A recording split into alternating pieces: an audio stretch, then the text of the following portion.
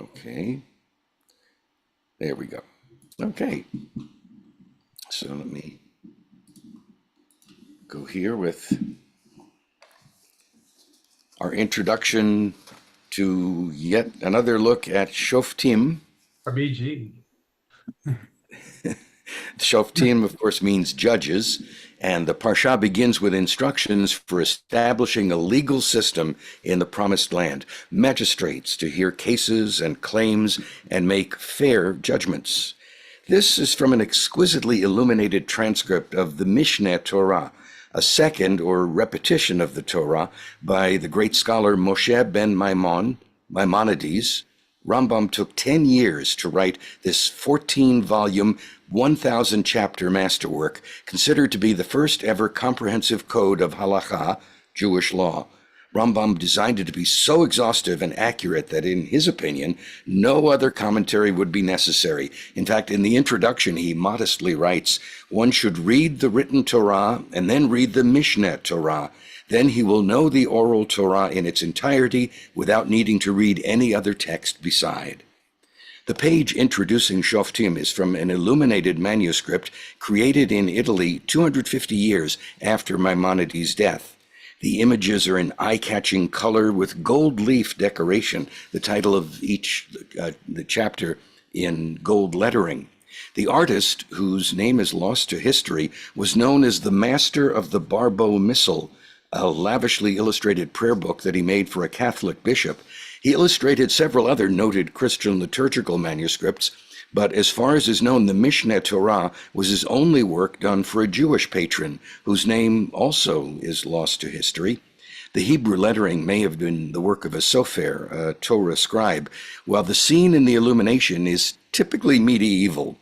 Characters in 15th century contemporary Italian dress, two armed guards flanking an accused man standing before a bench of judges hearing his case in what appears to be a lush outdoor court. The manuscript was passed around Europe, and by the 19th century it was in the hands of a Jewish merchant in Munich, later held by the Rothschild family, and eventually donated to the Metropolitan Museum in New York, and in a unique joint arrangement, the Israel Museum in Jerusalem, where it was restored and went on public display in 2010. And by the way, the portrait of Maimonides is from a 1980s Israeli 1 shekel note. Oh, This much more authentic-looking depiction of an Israelite judge sitting in judgment is by Victorian-era British illustrator David Paul Frederick Hardy.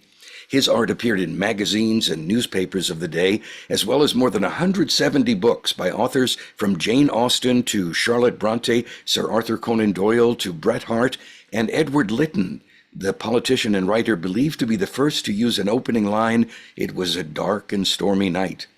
Hardy was also a skilled metal worker, and he so thoroughly researched the armor that was worn centuries earlier that his perfect replicas earned him a role as advisor to the British Museum's medieval collection. And as you can see in his self-portrait, I think he was ahead of his time with the Victorian version of cosplay. The depth of his research shows, though, in the authentic-looking robes to the scribe dutifully taking down the judge's words for posterity. Moving to contemporary works, some of the best-known words of Shoftim, tzadek, tzadek, tirdof, justice, justice, you shall pursue, are paired with perhaps the most revered image in modern times representing that instruction.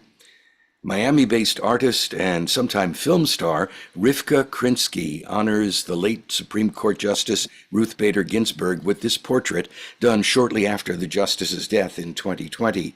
Born and raised in the Los Angeles Hasidic community, Rivka Krinsky studied at Betzalel in Israel, but in addition to her art, she's done some screen acting as part of a small troupe of ultra-Orthodox women who create film entertainment suitable for the very frum audience. As it says on the poster, an action-adventure for women and girls. Rivka began painting as a sophomore in college and developed a style of dynamic brushstrokes with a palette of rich pigments and textures, and she uses her artwork to reflect her deep connection to Judaism and to her Hasidic background. That powerful command in Shoftim is also prominent in this design by friend and relative of Kona Beth Shalom, Carmi Plout, who says the verse is particularly endearing to his family. It's written on their father's headstone, honoring his life as a social activist, rabbi, and civil rights freedom writer.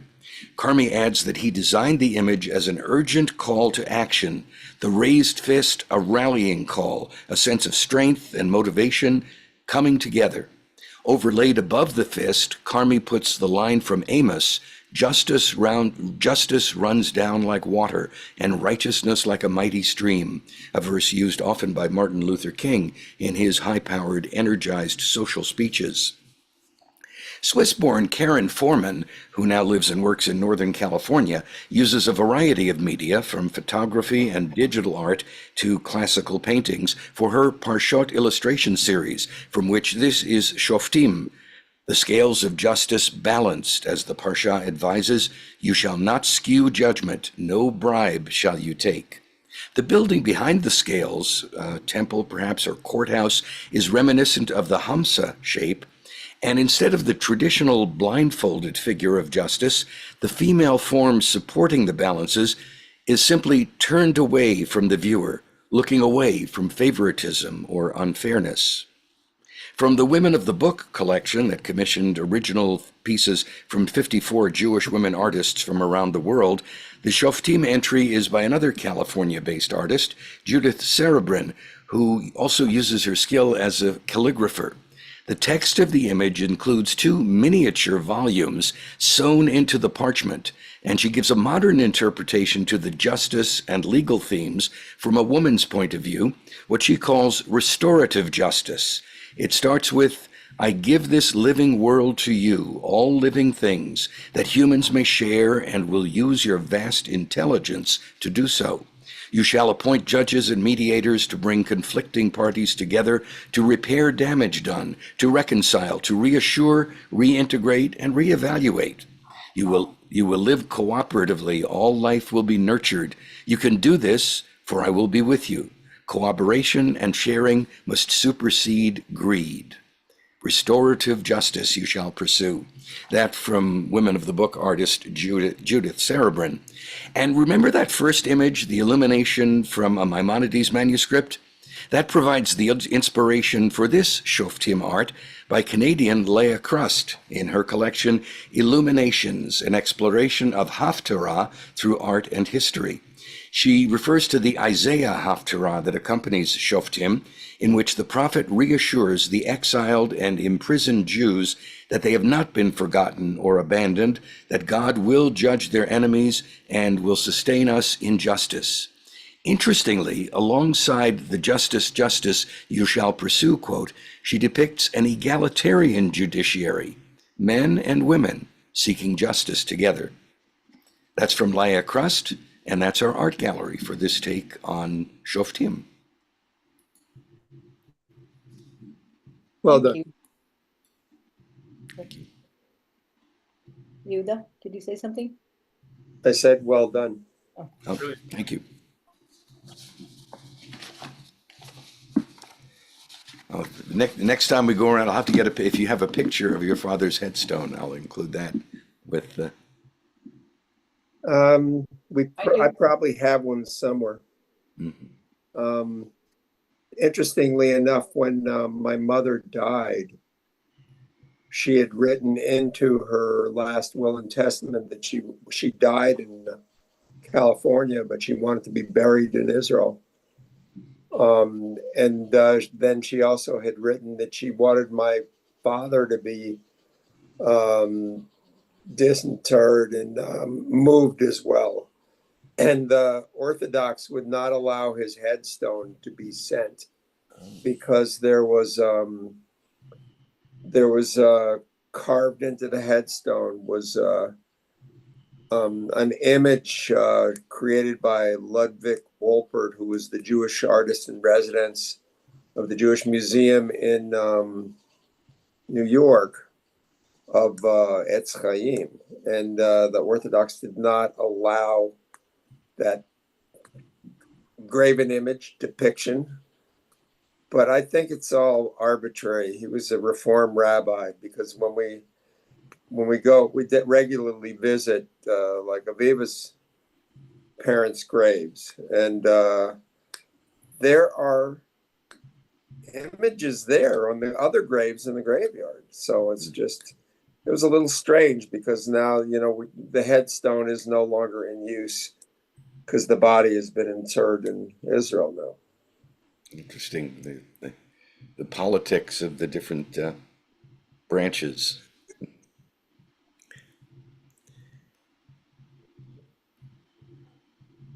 This is I have a picture. I'm just waiting for it to arrive at my email. It's not a great picture, but it's good enough. I'll share it in a minute of that headstone. But we move on to Misha Berach, and it's a hard week again. Here we are again at a difficult week where we have to say Misha Berach to more families in mourning. So I just sent, did you email the thing to Alan Marilyn? yeah, I texted it to her. yeah, okay, well, I just messaged her again. I don't know. She wants to know if we're doing is this week's Parsha on the red heifer? No, No, not, no. Oh, okay, she usually. just asked me. Okay. I'll text her. Do you want me to text her? It's Parashat Shoftim. So if you want me to text her, I'm happy Yeah, to. go ahead. Okay. I was hoping she could get on now. Okay. Well, if she should be able to get on based on what Alan sent her. So And I just sent her the numbers too. okay. So I'll text her back no. Okay, Okay. I'll text her back no. all right. All right, she just texted me again. Hmm. Oh, I see, because she says if so, she's able to see it on Facebook. It's not on that though, okay. She really shouldn't have as much trouble. Maybe I'll go over there one day. and Is it see what- Sophim, S-O? Shoftim? Essay. Let me just text her. All right, Okay. We can start by starting to say names of people for whom we're saying Misha Berach. yeah, And so I'll put Marilyn at the head of that list, yeah. as well as all the families who have a need. And my daughter Rebecca, who tore her meniscus and is limping around. And Carolyn is really having a difficult time with the VOG. She's still coughing a lot. So it's just added to her coughing or, whatever problem she has. So anyway, I know a lot of people are being affected by the VOG. So for all of them, the VOG has not actually been very bad. well, it's in different pockets. Right, but still the wind moves it around, so sometimes we get it here and it just hasn't been that bad. The thing of it is that she had, she was sick before and she still was coughing and hacking from that. So, well, anyway. I mean, the volcano's been erupting basically since around Christmas last That's year. right, and it just hasn't And given. now this is, 8-9 months in, and the VOG just hadn't been that bad. Surprisingly, we were talking about it yesterday that we're not really seeing it much here, and I don't know exactly why. You might be in a pocket there. I'm not sure. So Sarah, Misha Berach to you. Thank you. Yeah, I'm into that. I don't know you. I took you off the list already because you seem to be doing okay. Do you need another Misha Berach? Look okay to me. Okay. And I would add Nella, Nella and I are through with our bout of COVID, but I think Nella still has a bit of a residual cough that is probably going to go on for a while. Gosh, you guys had COVID? Yeah, yeah, we became a statistic. So Wow. it was so popular, everybody else was doing it. We figured we had to Yeah. also. But also I just to don't hear about it. I mean, it seems like it's so prevalent on the Big yeah, Island you there. think somebody's just not publicizing it. I wonder. But also, I would mention Interesting. Shari and Alice. Alice as you always say, Aviva, we have everybody we turn around to look at these days can use a Mishaberach, I think. Yeah. So in our community as well, I think Karen Breyer, and I haven't heard an update for a while. What's going on What's with wrong her? with Karen? She Oh, fell. never mind. Yeah, it's okay. We can talk about it later, but she needs a Mishaberach. I guess we still say for Mike Bernstone. I'm not very good at this. That's why I have to do an all-inclusive. But the thing that jumps out at me every time when we say Mishaberach is that there are people who forever are going to need it. And every time we come across especially avoidable public tragedies, it makes me realize that, Oh, God. we could just spend our time saying Mishaberach. And I think we're meant to, as Jews, make sure we include everybody in a community, in our community, but our community is But also the world. parents of all those children in that shooting. in Minneapolis. Yeah, Yeah. they'll never get over it. Oh, my God. Especially for them. Okay, so thank you, Ellen. I'll text that to Marilyn. Facebook and YouTube are on. Okay, because she's texting, she's working on it. Yeah. If acknowledging that we did not include everybody in our hearts because of the limitation of being distracted and probably everybody else being distracted, let's move on to singing Mishaberach with open hearts. Well, that I'm going to add, I just finally decided to wait till I was about to sing. Ann Corbin and Arthur Herman.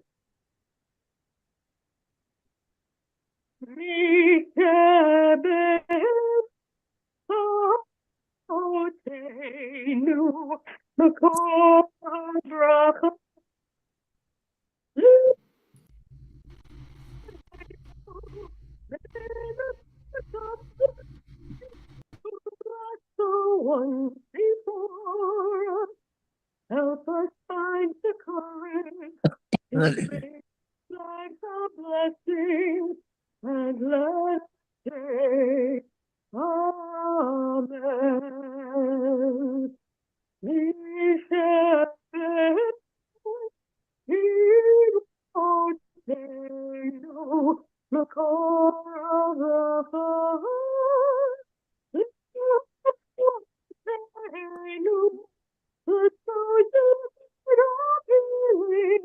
With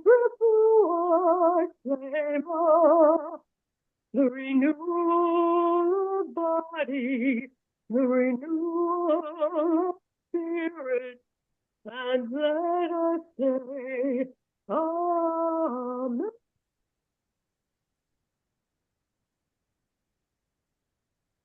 Thank you.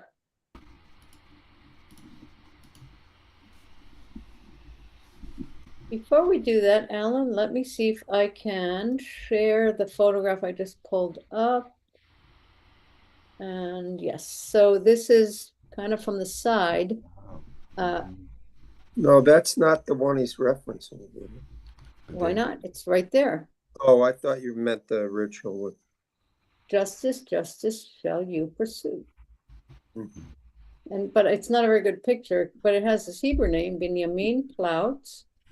Okay. Lover and pursuer of peace. Ohev v'rodef shalom. So lover and pursuer of peace.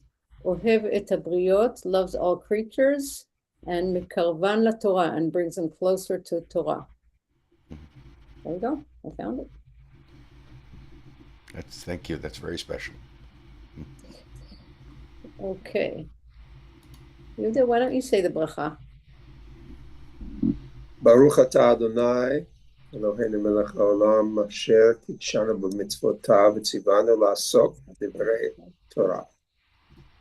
I should have said lead us because it seems like the right thing to do is for everyone to unmute so we can all hear each other and cancel each other out as we say the blessing for Torah. Who wants to do a super short reading? We're going to read only lines 18 through 20. I'll do it. This is Okay. Heather. Okay. But I have contacts in, so bear with me. Okay. Judges and overseers, you shall set for yourself within all your gates that the Lord your God is about to give to you according to your tribes, and they shall judge the people with just judgment. You shall not skew judgment. You shall recognize no face and no bribe shall you take, for a bribe blinds the eye of the wise and perverts the words of the innocent. Justice shall you pursue, so that they may live and they take hold of the land that the Lord your God is about to give you. All right. Oh my, it's not There easy is- reading with these new contacts. Ooh. Well, Yishal Koch. There you go. I guess we should say Misha Berach for you and your eyes too. Marilyn, hooray. Ellen, can you do the happy things that you did for Vic when you managed to get on? Okay, it's coming, Marilyn. Watch the screen. I wanted to stop there. I don't love to stop us right at the beginning, but there's an entire world of wisdom in those first few lines, akin to, I like to think of the concept of having the Torah told to you while standing on one foot. In other words, I don't have a lot of time. Can you just give me all of it while I'm hanging out on one foot here? And so we know that the famous saying of Hillel, yes, all you need to know is V'ahavta l'reacha kamocha.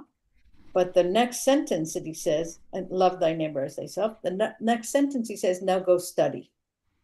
So I see the beginning of this parasha is very similar to that, in that there's a complete simplicity, especially in the third line. Or the fourth line, where is it? Line 20. Justice shall you pursue. Okay, so let's just take that, separate it for a minute. Repetition in Torah is not incidental. It's not like, oh, shoot, I didn't like the way that sounded. Let me write it again. No, it is such an important concept that it merits being written twice. And the idea that justice must be pursued, that is not a natural given state, that it's work for all time. You never achieve a place where you can just sit and say, I've checked it off my list. It's done. It's an always thing. It must be pursued. So those three lines, every time I see them, they overwhelm me with how much meaning is in there. And then followed by one of my favorite words in the Torah, lema'an. Why should you pursue justice? So that, okay, so that you will live future-oriented and be able to actually be worthy of meriting the inheritance of the land that God is giving you. So there's, to me, it's like, okay, that's for another instance of Torah on one foot. And then I got the rest of my life to figure it out.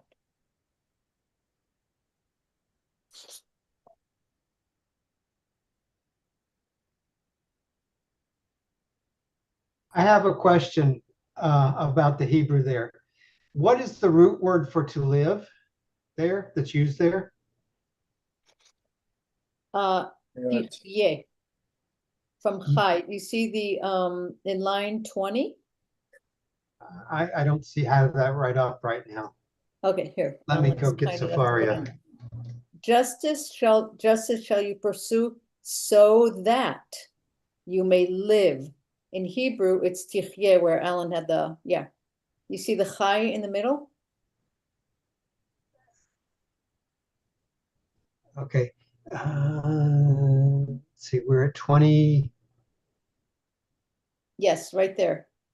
Okay. 1620 and 1, 2, 3, 4, fifth word. Yeah, Tifie. yeah, I just had to scroll on down because it's quite a ways down. Okay. Is this right? Yeah.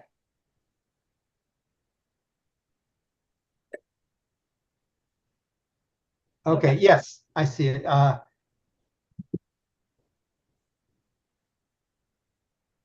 See it? Tehia. Yeah, I see that. Yeah, Yeah. tehia. It's the root is t is tet, chet, and hey. Is that right? No, the Right. root is lechayot. To Right, live. and chai is right there in the middle. Those two letters in the middle are chai. The taf at the beginning, T, is future oriented. So the word lema'an is one of my favorite words, and I actually went in pursuit of how many times it appeared in this parasha today, and not as many as I thought. I thought there was going to be a lot more lema'an, but there's a reason for all of this. It's so that you will live, so that you will be worthy of inheriting, so that your children may live. There's a reason for it all. You don't just pursue justice because God tells you. You do it because it's the only way you can guarantee a future, any kind of future, a physical future, a moral future, any kind of future. It requires the constant pursuit of justice. And Interestingly, Safaria translates as thrive. okay, that for the word tirdof, it's drive. No, tehia. Oh, tichye. Tehia. Oh, wait, can you, I want to see, I can't hear you. Are you saying drive or thrive? Thrive. Oh, yeah, yeah. THRIVE. That's further on in the Hebrew. But actually it is a good substitute. What is the purpose of living? You know, just being is a state, but thriving is an active state that gives you purpose. You know, what's life all about? Just, you know, thriving is the entire world of possibilities of what is possible when you take care of the basic needs. And then, you know, and the basic needs are not yours alone. There's just something that's so complete there that you can't thrive in a place that you build walls around you that you can thrive on your own. Keep everything outside of you so you can thrive. There's that it can't happen, right? So the act of building walls means in itself you're not thriving because you're not living in freedom, you're living in fear. So thriving and living have a very positive command to them. That's interesting. I used to live in a community that had a lot of South African Jews, and the crime was so bad in South Africa after the minority rule ended that they had to build walls around everything. They didn't have to, they chose to. I mean, there was no imperative to build a wall. It was a shortcut to feeling like you have safety around you, but long-term walls have never made anyone feel safe. And we need to look no farther than the days we are living in currently. Walls do not offer safety. They offer maybe a temporary illusion of safety. But what's the only, let's leave the world we're living in right now and let's go back to South Africa because, you know, on Shabbat we get to take a break from the immediacy, although I don't really think it ever is not with us every moment. But the notion of having to build a wall says that you do not feel good or hopeful about the place you're living. It means you're afraid.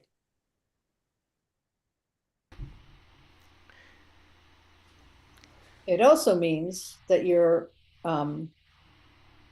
are taking one of the most basic concepts of the why of it all by saying someone is less fill in the blank than me. less deserving than me, less human than me. It's always less than me. And as long that attitude can't allow you to thrive. I mean, your soul can't thrive. You might feel like you're thriving because you can put valuable paintings in the place that you built walls around. You may feel like, there's so many things you feel like, but they're all illusions. Because there's always, if you don't live lavetach, veyashavta lavetach, and you sat securely, if you don't sit securely, you can't thrive. That's my interpretation. I mean, I'd love to hear what other people say. No, I don't want to hear me.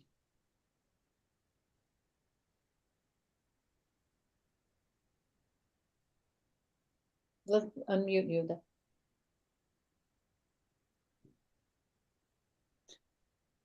Thing is, though, is that, there's also this whole thing of thriving internally that is not exactly the same as what you're talking about.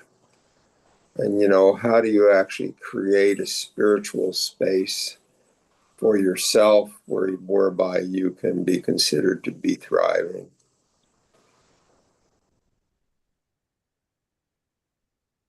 Since this subject of the interpretations of some of the words and translations came up, I'm curious. Well, not curious about it. I'm struck by in line 19, the Sepharia. This particular page, I used the Alter translation. Most of the rest of is Sepharia in this set of slides, but the second one, you shall not skew judgment. Sepharia says you shall be impartial, or the impartiality. But I love the Hebrew, which says you should recognize no face, which I think has a wonderful imagery. The idea that if you are in the role of this judge, this magistrate, finding the truth and the justice, it doesn't matter who it's coming from, whether you recognize them or not.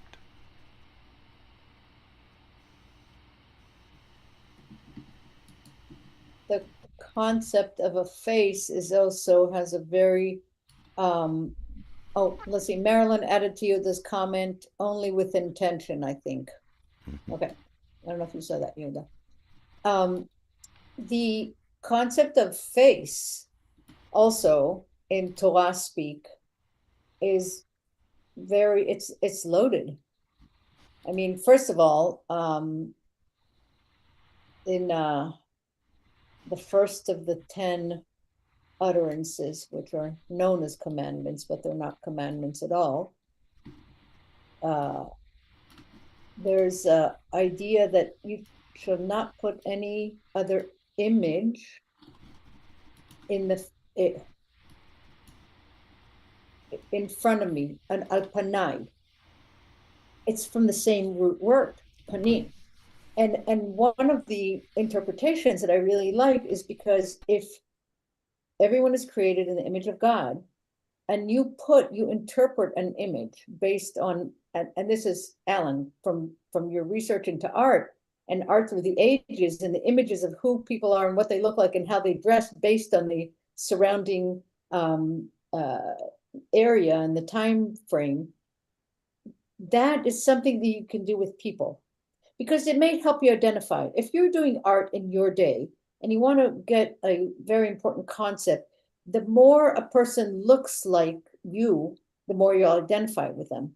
But that's a prohibition, God-wise, because everyone should be able to see themselves in the face of God, and everyone should be able to see the face of God in all others. So the idea of face is very, very important. And in line 19, there are ways to interpret it, but this idea that on the face of it, there's nothing. What the face is the same everywhere. What's underneath, you have to delve to a deeper level. So that's an aspect also of, on the face of it, the term that we use.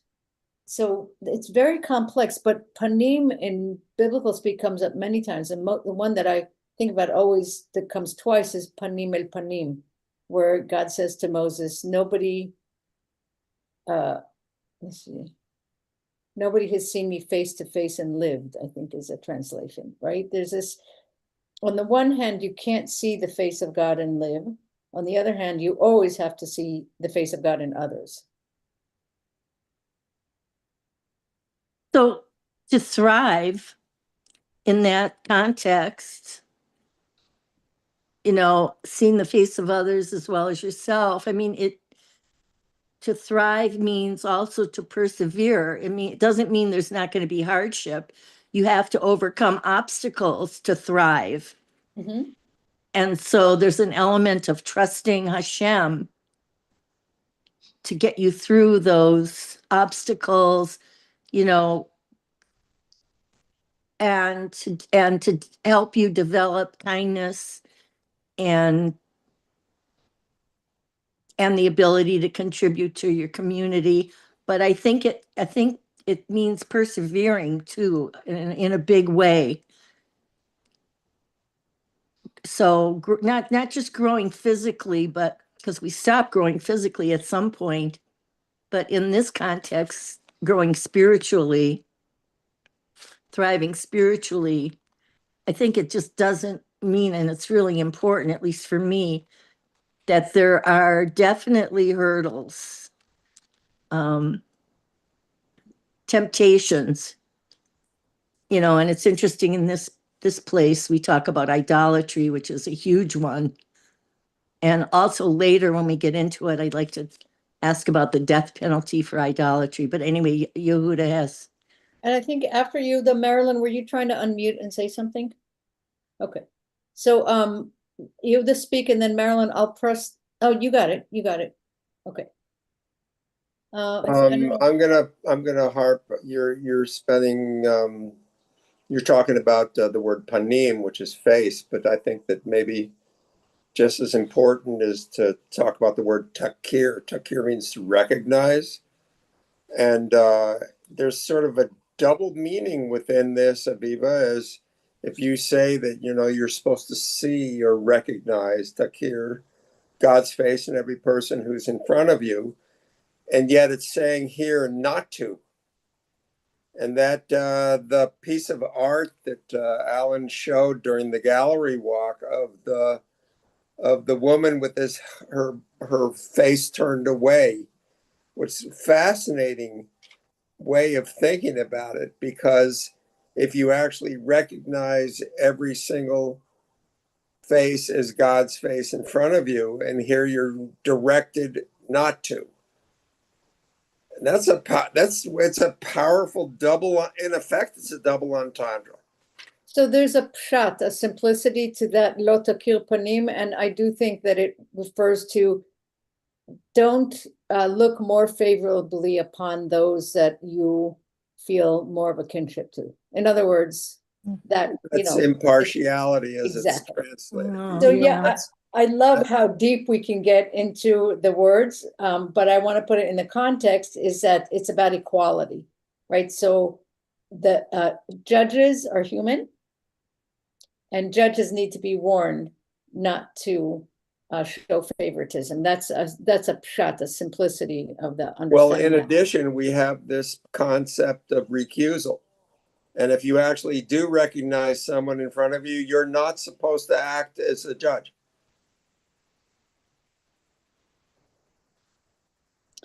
Marilyn. Yeah, if you can't hear me, I won't. I'll just quit. But as someone who draws portraits, it's interesting because the thing that makes it you isn't any particular person, is not the specifics of the geometry or the math of their face. I mean, that helps, but what you're really needing to capture is countenance, which has no feature. There's you look for something that's not it's there and it's tangible on a spiritual level, but it's not something you can copy to make it look like the person. You have to, at least in my experience, is that you have to sit with it in front of it long enough to know it on some level where you can translate or transmit something of that person that is on the spiritual, eternal, not temporal plane. And if you don't catch that, it's not a successful portrait for sure. You know, you need to have the countenance, which is, you know, having to do with God as well. Like you have to have that, or you don't catch what makes it unique to the individual or beyond, which is so interesting since there's no line or form that you know, shows that.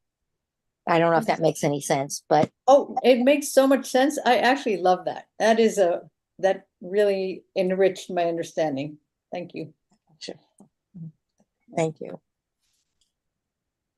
I would ask Craig to tap into his legal experience, because one of the things when you sit on a jury, one of the instructions that you're given before you even get to sit on the jury is to acknowledge or let the authorities know if you know somebody involved with the case, because that idea of recognizing someone and the potential for there to be impartiality because of knowing somebody who was involved in this case could skew your judgment.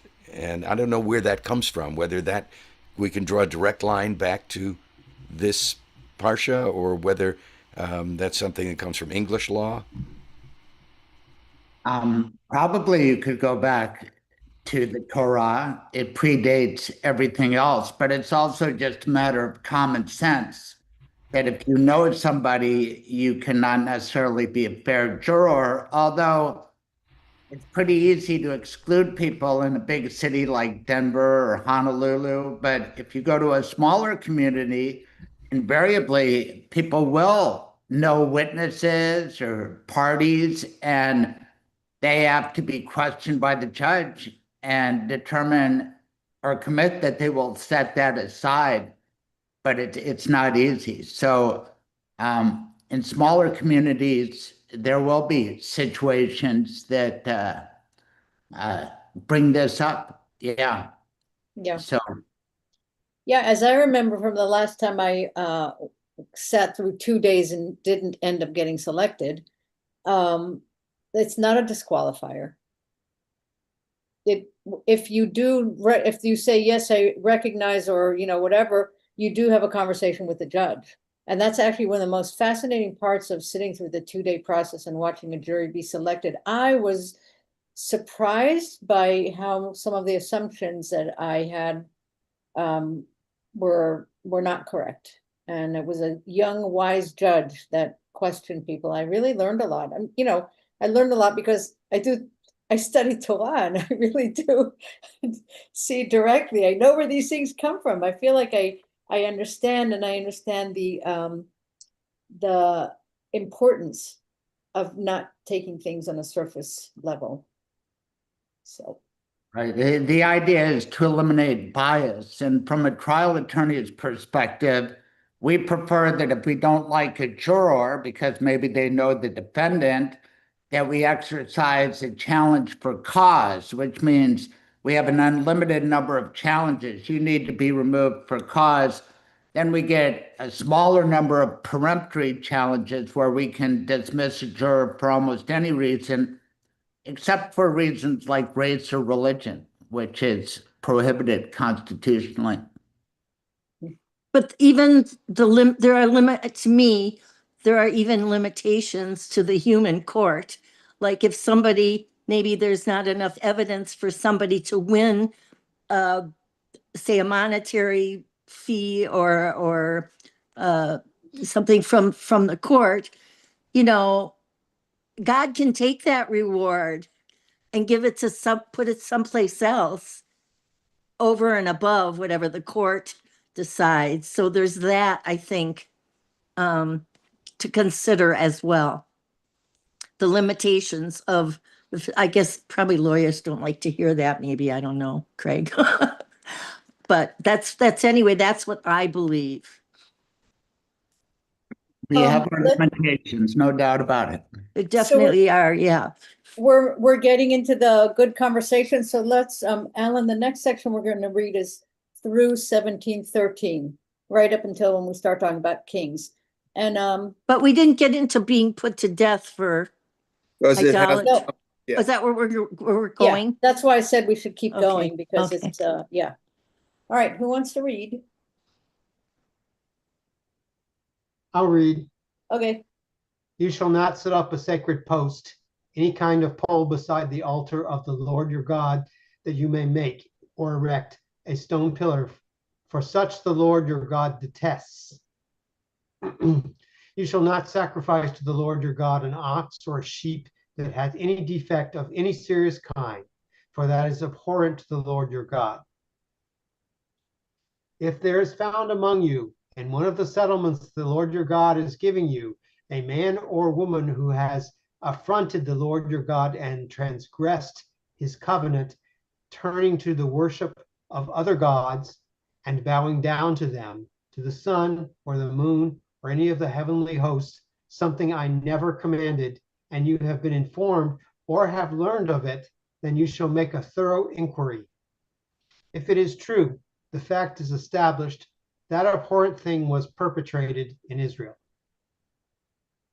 You shall take the man or the woman who did that wicked thing out to the public place, and you shall stone them, man or woman, to death. A person shall be put to death only on the testimony of 2 or more witnesses. He must not be put to death on the testimony of a single witness. Let the hands of the witnesses be the first against him to put him to death, and the hands of the rest of the people thereafter. Thus you will sweep out evil from your midst. If a case is too baffling for you to decide, be it a controversy over homicide, civil law, or assault, matters of dispute in your courts, you shall promptly repair to the place that the Lord your God will have chosen and appear before the Levitical priests or the magistrate in charge at the time and present your problem. When they have announced to you the verdict in the case, you shall carry out the verdict that is announced to you from that place that the Lord chose, observing scrupulously all their instructions to you. You shall act in accordance with the instructions given you and the ruling handed down to you. You must not deviate from the verdict that they announced to you, either to the right or to the left. Should a man act presumptuously and disregard the priest charged with serving there, the Lord your God, or the magistrate, that man shall die. Thus you will sweep out evil from Israel. All the people will hear and be afraid and will not act presumptuously again.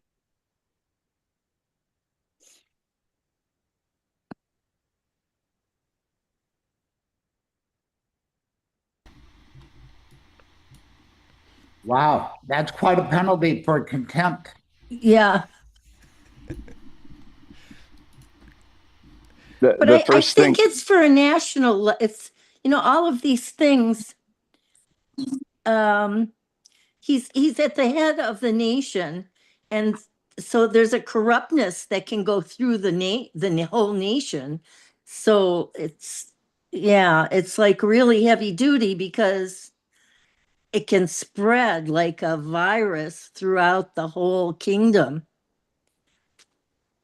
At least that's what, and he has to keep 2 copies of the Torah, one in keeping, and I think one has to be with the king all the time, I think.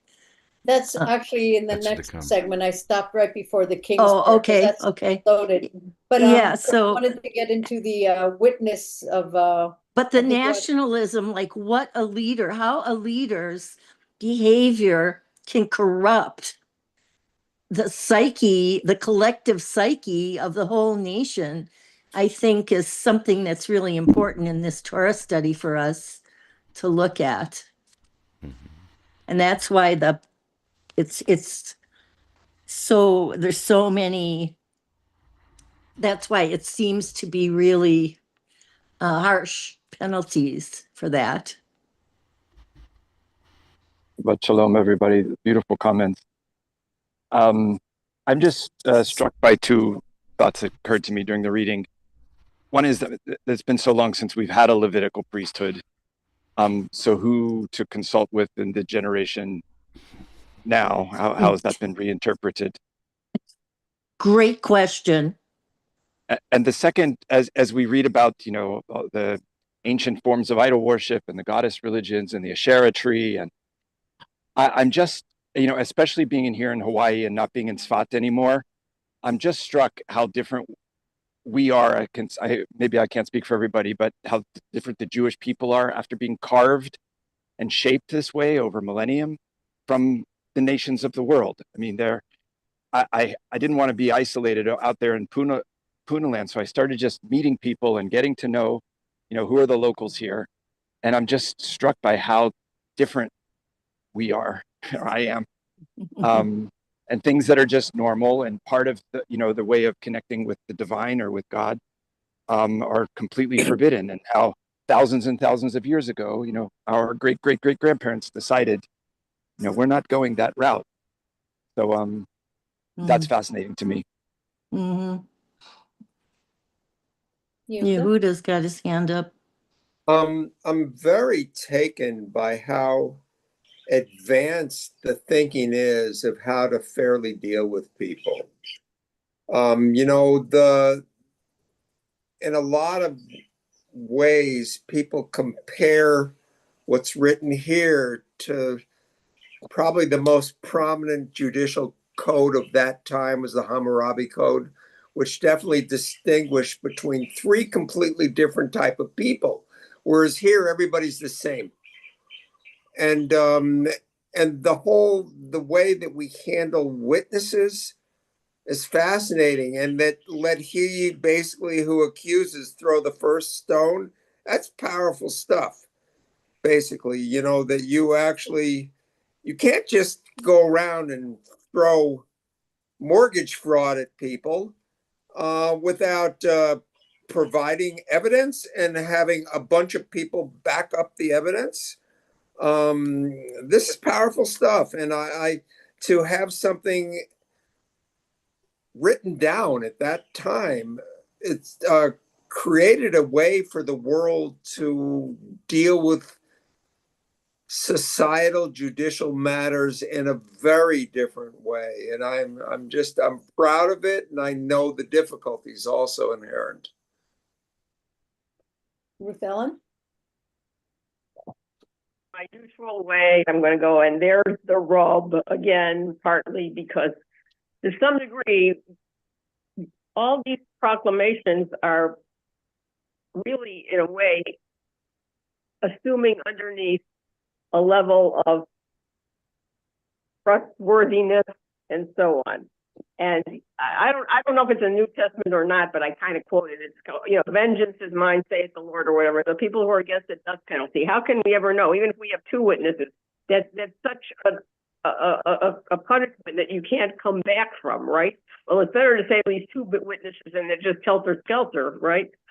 But you keep rubbing up against the notion that ultimately here that there is something you could describe sort of as pure evil. Now, every time I see that Hashem is saying that, the ultimate is worshiping other gods and sacrificing your children to these fake gods, and yet there's all this other stuff, justice, compassion. We fight with that as in the modern world all the time. As Jews, we fight with, well, how do you compassionately deal with the other? All this stuff about the stranger, all of that back and forth.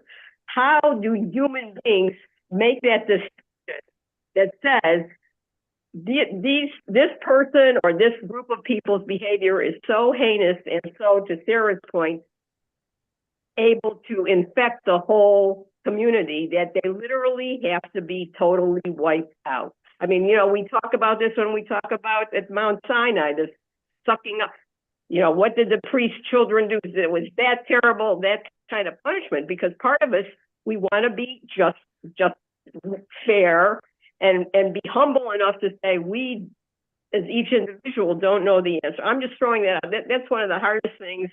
It's turning up my stomach, and I think it probably is, to the degree we're not supposed to bring it into today in politics, but these ethical, moral questions, it's at the root of everything. And I read 2 different Rabbi Saxes this week, focusing on, what is hate and also the role of leadership.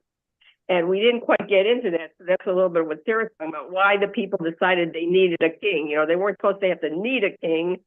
And I guess here is where Hashem says, if it should come up that the people feel they want a king, it's not forbidden kind of thing. But that's never what Hashem wanted either, right? When even the wisest kings have their Achilles heels, and we knew that kind of stuff was going to happen. So at some point, I kind of lost my train of thought a little bit. In a practical sense, there's always going to be a what if, and then even in terms of how well we can have a quote unquote just system of legal authority to handle disputes among human beings, we have to just how far, the cost benefit analyses that we have to do. What are it's all relative. What are the assumptions that one can make? I mean, I'm sure Craig can speak to this, because civil law and law of humanity and human beings, they have to do this what if kind of thing all the time. And there's always going to be an argument for the other side as well. So I don't know if anybody can help me. I guess I'm just stating the obvious, and it's just, I wish that it was a little easier, You should include what Aviva said, is you're saying, what if? And then Aviva says, Leman, so that. And actually, Ruth Ellen, some of what you brought up as we read the next part, which is specifically about the appointing kings and all that, it's going to come into play. But I want to point out something that's very unusual for Torah writing, and that happens twice in this little segment that we read. Where's my better translation? Okay, so in line 2, if there is found among you in one of the settlements that Adonai your God is giving you, a man or woman who has affronted the Lord your God and transgressed, etc., etc. And then, Alan, if you don't mind, jump down to line 5.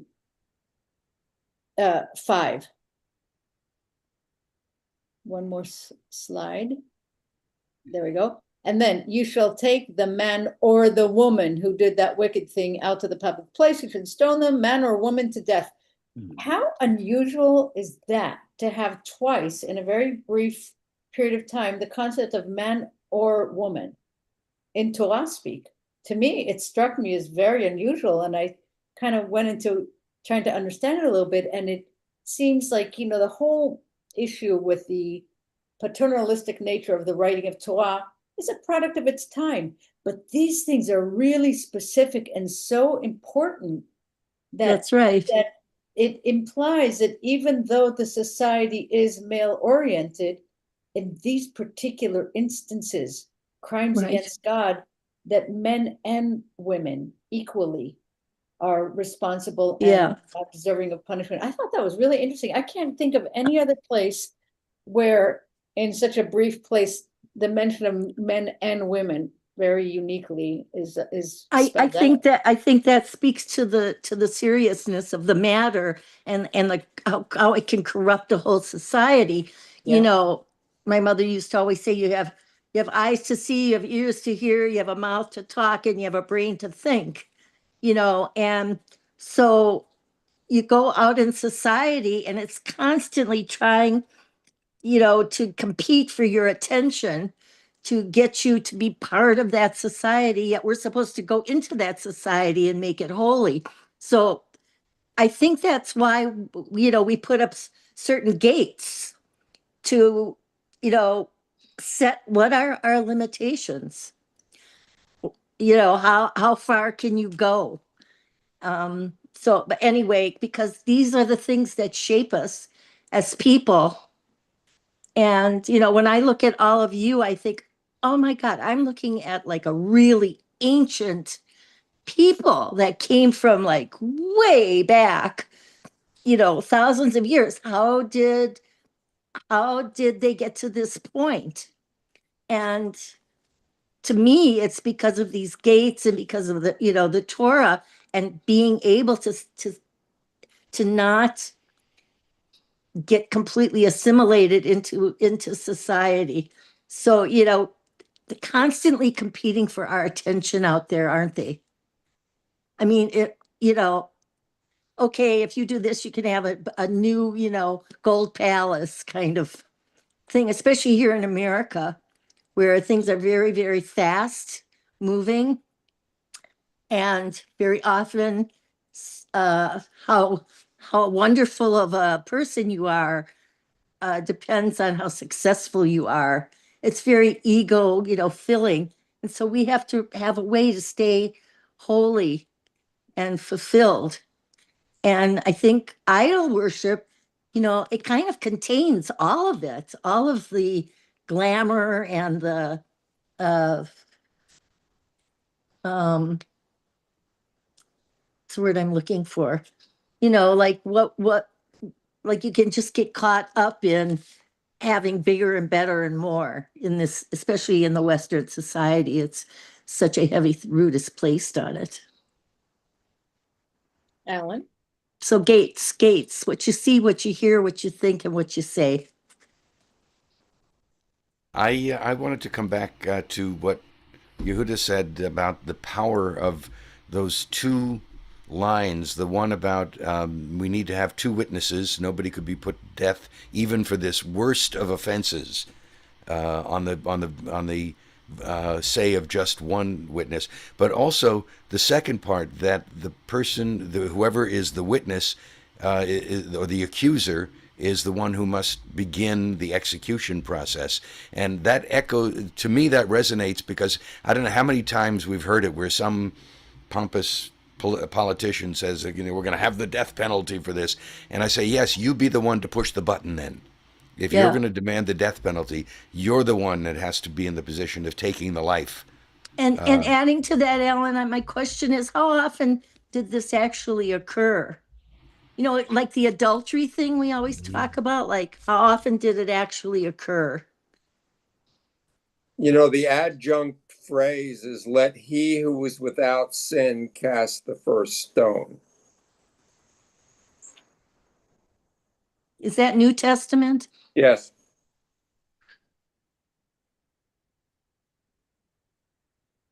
Well, but in the New Testament, the law is gone. It's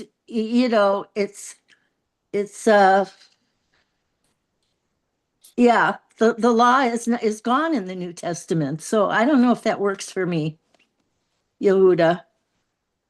I mean, it's true what you say. In addition, Maybe it's not gone yet. Maybe it's not gone yet.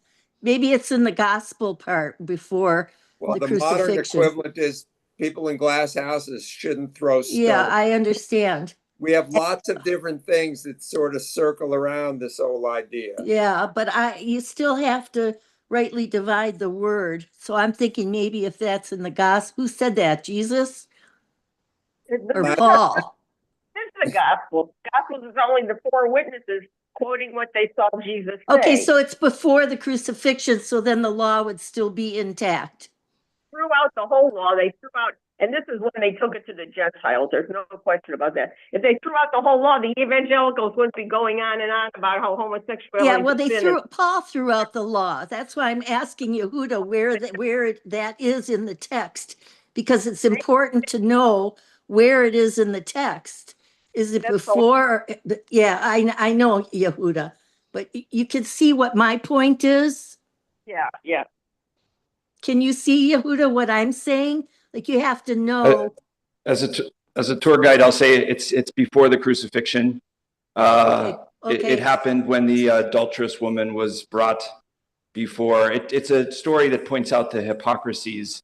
So Rabbi Jesus so it's before, is pointing out the hypocrisies. Before the law was set aside by Paul. Yeah. Okay. All right. Yeah, that's important. Wait a second. Paul was just a spokesperson. for setting it aside. I mean, if you're going to go by the intent of the scripture, it was the crucifixion and the dying for the sin that. That's why I brought it up, Marilyn. You have to know what occurs when, if you're going to make any kind of, it is important to know what occurs when and who Yeah, but did what. Historically, I'm not talking from a religious point of view now, I'm talking about historically. Because, you know, that affected Jews too. Absolutely, the whole first church was Jewish. There was nobody that wasn't. Well, I'm just talking about except Timothy. persecution of Jews. And, you know, which can affect us now. Look at the rise of the Christian evangelical right. Yep. So we still have this. So historically, it's important to put things prospectively in the proper place historically. So that's all I was doing. But Yehuda is absolutely right as far as the intent of that scripture. You know, Yeah. living in glass houses. Yeah. Yes. I wanted to open up a conceptual line, maybe you addressed it before I hopped on the call, but just in terms of judges and thinking about the ancient judge Devorah, I posted a little link that adds a little more information, but we don't know too much about her. But when it comes to this parsha, I often think about Ruth Bader Ginsburg and all the judges and how this ancient Jewish judge set, you know, the model for judgeship that goes back 3,000 years. And the song that she wrote, but I can imagine that in her day, there were probably many, many more stories of things that she did besides this conquest with Sisera and the song of Devorah. But I think in this parsha, she would have been well versed in this law. And I guess probably a lot of her descendants that were judges, and maybe up into including Ruth Bader Ginsburg could have been a descendant of hers, who knows? Alan That's just me being posted creative. oh, sorry. Craig, Oh. did you notice that Alan posted an article by you? Craig posted that. Craig did. Oh, Yeah, 'cause see, I've I'm thought getting my about this. Silvermans confused. Right. Yeah, I look forward to reading that. Well, So I've actually read. Go ahead. I've wrestled with capital punishment because I was asked to prosecute a case and seek the death penalty. And I met with, I told my boss I would need a week, and I consulted with my rabbi in Denver, Rabbi Daniel Goldberger, of blessed memory. And he told me about you needed 2 witnesses, and one of them is supposed to warn the perpetrator that they're about to commit a capital offense. So that was interesting. And as prosecutor and as an attorney for 45 years, I've wrestled with the concept of justice, right? And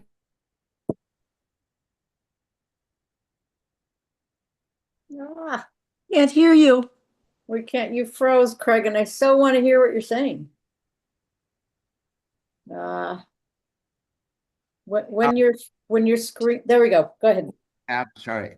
Anyway, I was thinking about women not being judges, and how fair is that, especially if they're going to be put to death. And we've resolved that. Sometimes there is no justice. When a murder happens, nobody can bring the dead person back to life. If somebody loses money, we can try to compensate them. So what can we do when there's no justice? I think the best words are truth and fairness. And just so we're not too egotistical about it, I think what I know about Hawaii, they developed a lot of the same traditions. And the women were kind of excluded, et cetera, and capital punishment was rampant. And eventually it was decided that, no, this is too much. We can't keep carrying out capital punishment. The turning point for me was to see some awful leaders who have the power to impose execution. And I'm not down with it anymore if we're going to have totalitarian leadership like we're coming to in certain societies. So I just think justice keeps evolving, and that includes women being able to participate, which is a great thing. And justice will continue to evolve. People talk about the cruelty of the death penalty. Think of the cruelty of putting a person in a cage twice. Yeah, that's cruel, more cruel even, maybe. Well, it's all cruel and sad, but occasionally we have to isolate people and we wrestle with how to do it. And back in the days when Jews were wandering around, there weren't penitentiaries to put them in. So capital punishment may have been more utilitarian. If a guy is committing adultery with every woman in the community, what are you going to do? So there you go.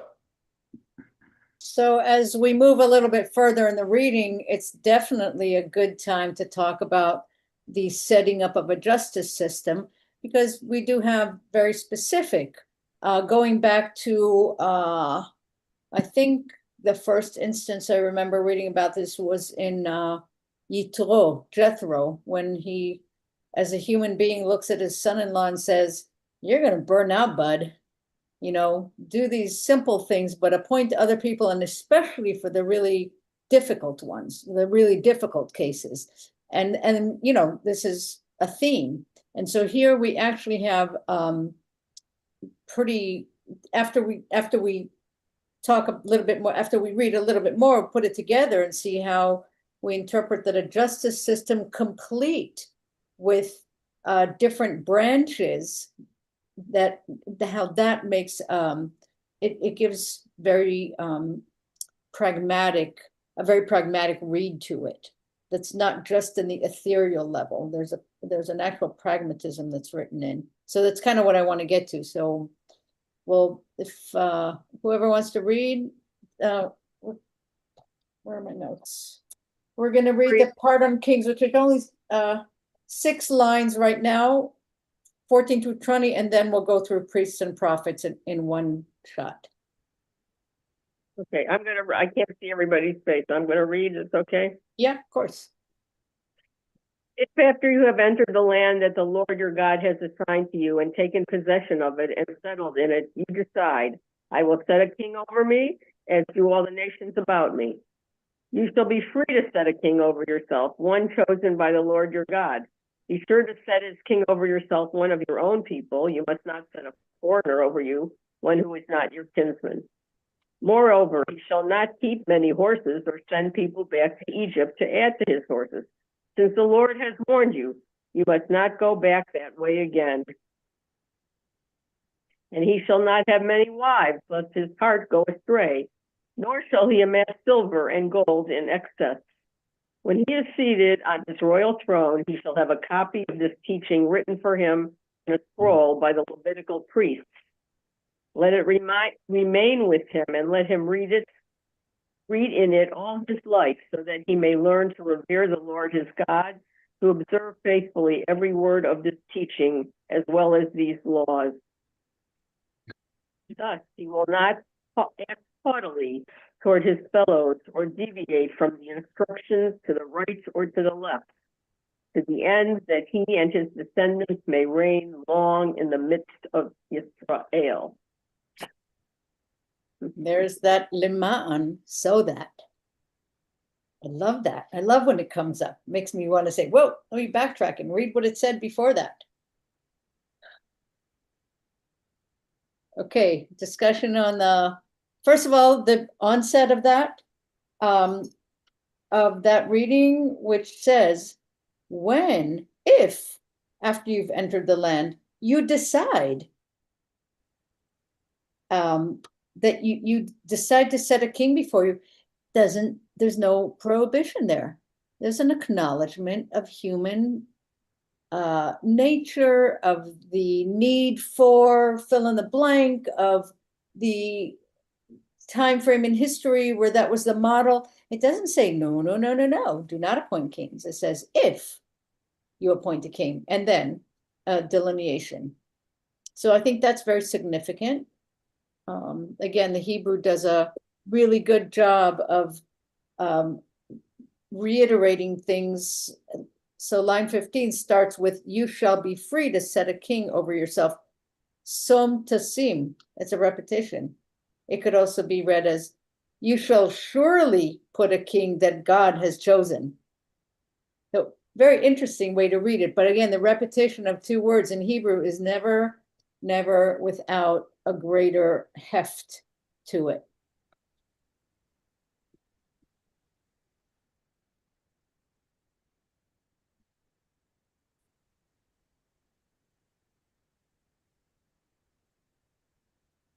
Go ahead, Ruth Ellen.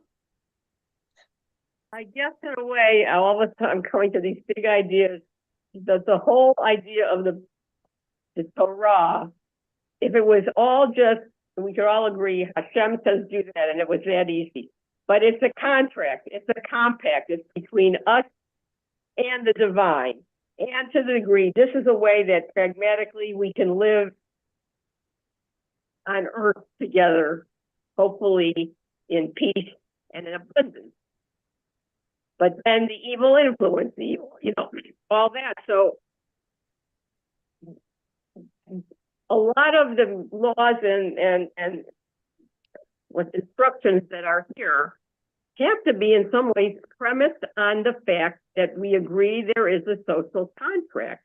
And this is what gets into public law and everything, that it's not happening. It's all great when you say, oh, look, yes, this all makes sense. And even to your point, Aviva, on one hand, I agree with you, but I'm being devil's advocate. So that you may live in the land I'm going to give you. Those things should be morally, those things should be self-evidently the way to live, whether it's in this land or somewhere else, so it's even be beyond that. And that's why some people say you don't have to believe in a God to be a moral and ethical person, but you do have to agree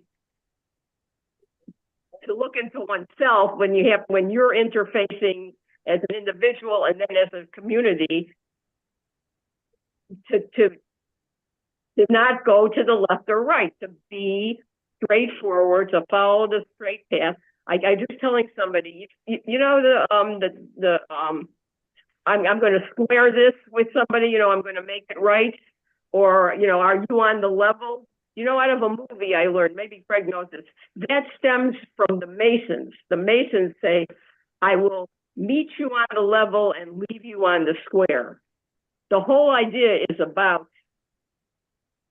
dealing with each other and then with the whole world in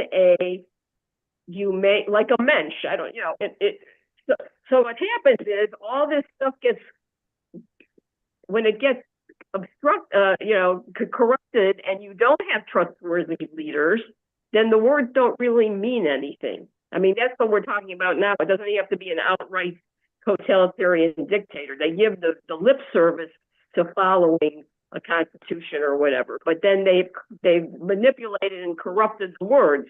So even the idea when it says specifically a man or a woman, and in other places we've had this too, because the people come there and they're like children. Well, if it only said, well, if a man does this, when they really meant humankind, man or woman, then someone would come back and say, well, you didn't say it applied to women, so they have to put every word in there. Now, in civilized law, the way we carry it out now, civil or criminal, right? I mean, and I think maybe Craig can speak to this. The issues with constitutional law, they parsed every word, because even the founding fathers, they didn't feel that if they made it too wordy and too constrictive, then it would be excessively eliminating individual choice and freedom, which was not necessary to maintain that social compact. But then without it, people are free to say, well, I can interpret the word this way, or I can dot the T here, dot the I here, or whatever. And so it's our own human foibles that get us, again, into these conundrums. And the question is, you can't force people to recognize that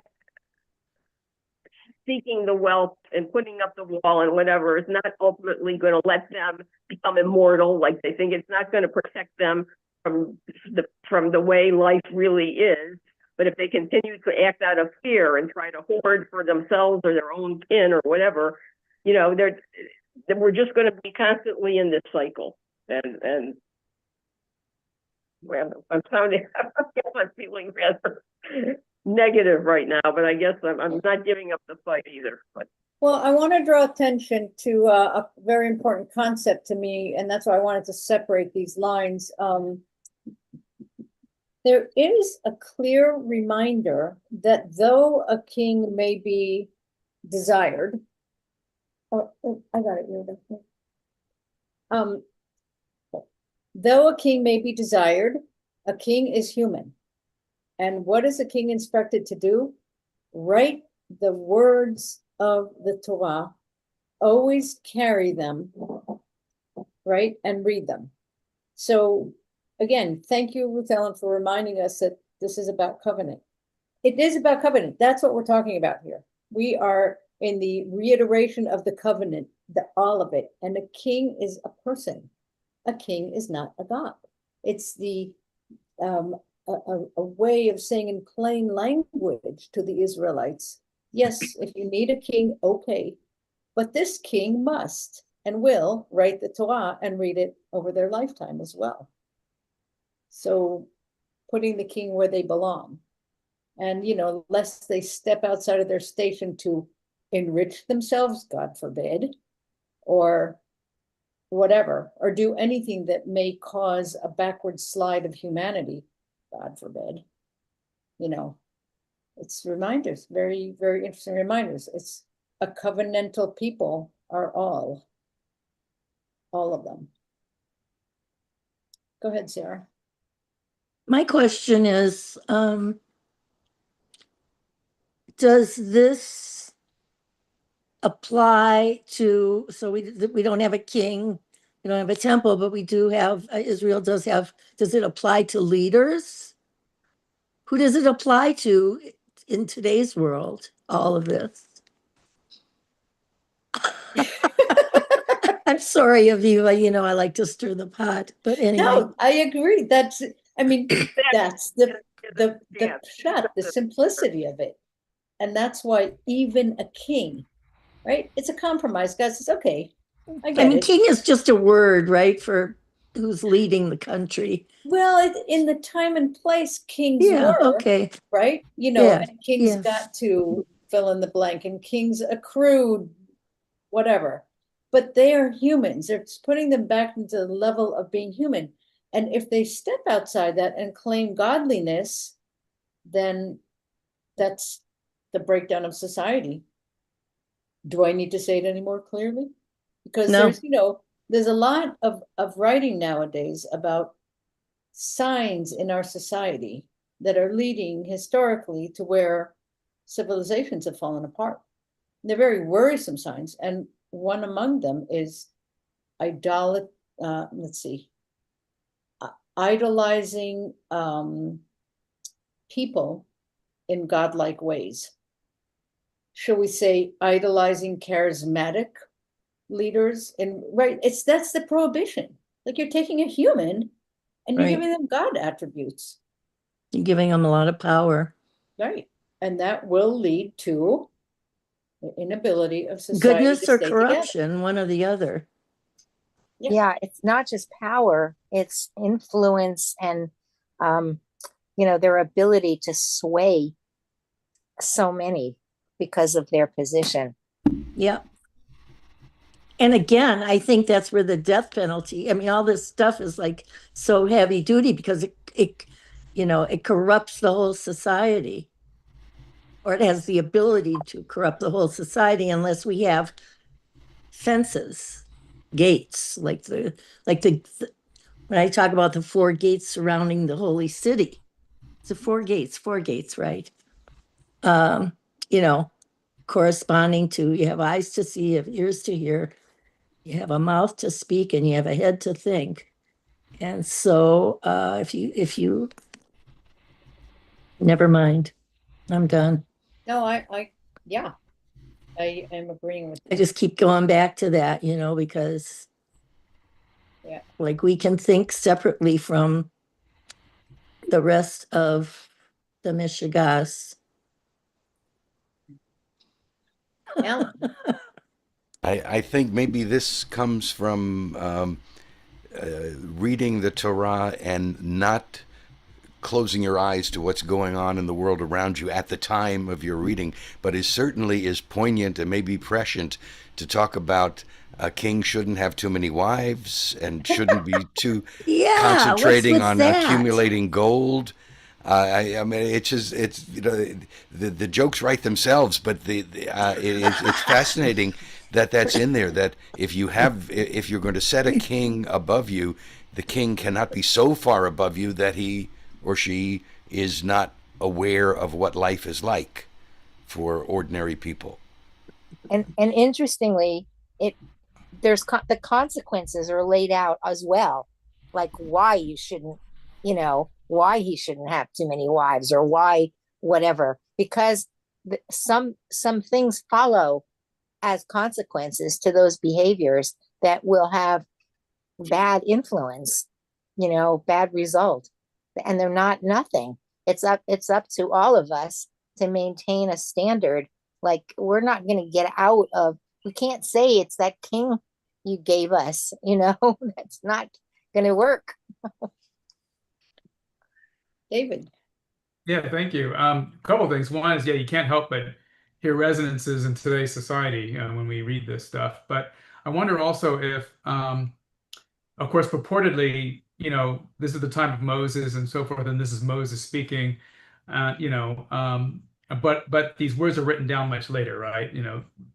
Exile or so. And so I wonder if there's a bit of reading back history into Moses's words. And I wonder about Solomon, for instance. Solomon, who was appointed in the wisest of all kings in many ways, supposedly, and yet does these very things. So amasses gold, builds up armies, has tons of wives and concubines, and so forth. And then what happens with him? Well, right after he goes, you end up with a split in the kingdom of Greater Israel, right? You have this split. So I'm wondering if there's kind of a read back happening. I don't know, maybe as a kind of justification for saying, here's why the exile happened to our people, and here's why it happened. Here's one reason for that. I don't know. I mean, I'm just seeing some links here to Solomon, even though in the future of Moses, it could be in the past to the time of the actual writing of this document. So I couldn't agree more, because I think that the instructiveness and the importance of Torah disappears when you spend time figuring out who wrote it and when. It is the why of it that's important, right? And how, Aviva. Well, okay, so yeah, of course. I mean, it's the why of it and the how, right? Because why do terrible things happen in the world? Can we also say, why do civilizations fail? Why, right? So it is because of lack of keeping up our end of the covenant, right? A covenant is a two-way street. And, this whole book of Deuteronomy, you can look at it and say, no, I reject that, because it says, that God is responsible for everything. Where's my part as a human? I'm doing my part. So why, I get all of it, but there's a simplicity, and the simplicity can only be seen once bad things happen. And that's why I agree with David that it is perfectly okay with me if it was written later, because it takes us an ability, it takes our ability to look at a cumulative history of humans to see. And it's the only way. We cannot go backwards to correct something. We can't say, whoops, wait a minute, we're going to go back and forget that. Let's scratch it and let's try. No, yeah, you can't do that. But you can move forward with the knowledge, right? That's the value. And so I'm never really troubled with the exactness of who wrote what where. If a people recognize that a document is so complete as it is to be written for all time, it cannot come without the instruction to study it over a lifetime, because it was written in a particular period. And here we are today. Think of the covenant and the setting of exactly how we put together a legal system as a form of a constitution. And then think what it would be like if you only read it in its time. The value is in how it becomes appropriate in all times, but not on its own. That human involvement part, we're never absolved from studying. It's like, it's wishful thinking, but we're not. Because once we are, somebody else is doing the thinking for us. Hugo, go ahead. Presently, I'm reading the book The Siren's Call by Chris Hayes. And it's a book about the attention economy and where information fits. And he makes a very clear and salient point that addresses what you just said, which is the reason you have to keep reading it is because our brain only has the capacity to focus on one thing at a time. And therefore you have to go back. We can only focus on one thing at a time. That's all our brain can do. Our brain can't focus on 10 things at once. So therefore, we're not, unless we happen to be one of these amazing scholars that memorizes every single word in the Quran, the Mishnah, the Torah. That's not us. We're the ones who live day to day, and we have to keep referencing back the wisdom that's at our fingertips. One of the things that's wonderful about this format, right, that came into the world during a pandemic is the conversation was able to continue amongst those of us that are left, far across the world. So, and help each other to connect all the dots. But so one dot for me is, I really used to follow Rabbi Sachs, and I think others on this call and others I've met along the way are up to date with his Covenant and Conversations website. But I did just look at it, and I'm happy to see a vast resource there. So Rabbi Viva, I was appreciating you highlighting the covenant, and I want to make an effort to, over the coming year, continue to connect with Rabbi Sachs and the work he left behind. Thank you, Craig. Back to the concept of justice evolving, don't we have to acknowledge a design flaw with the Torah, dare I say, just in terms of the dominance of men and what do you call it? The patriarchy, right? And women being executed without representation.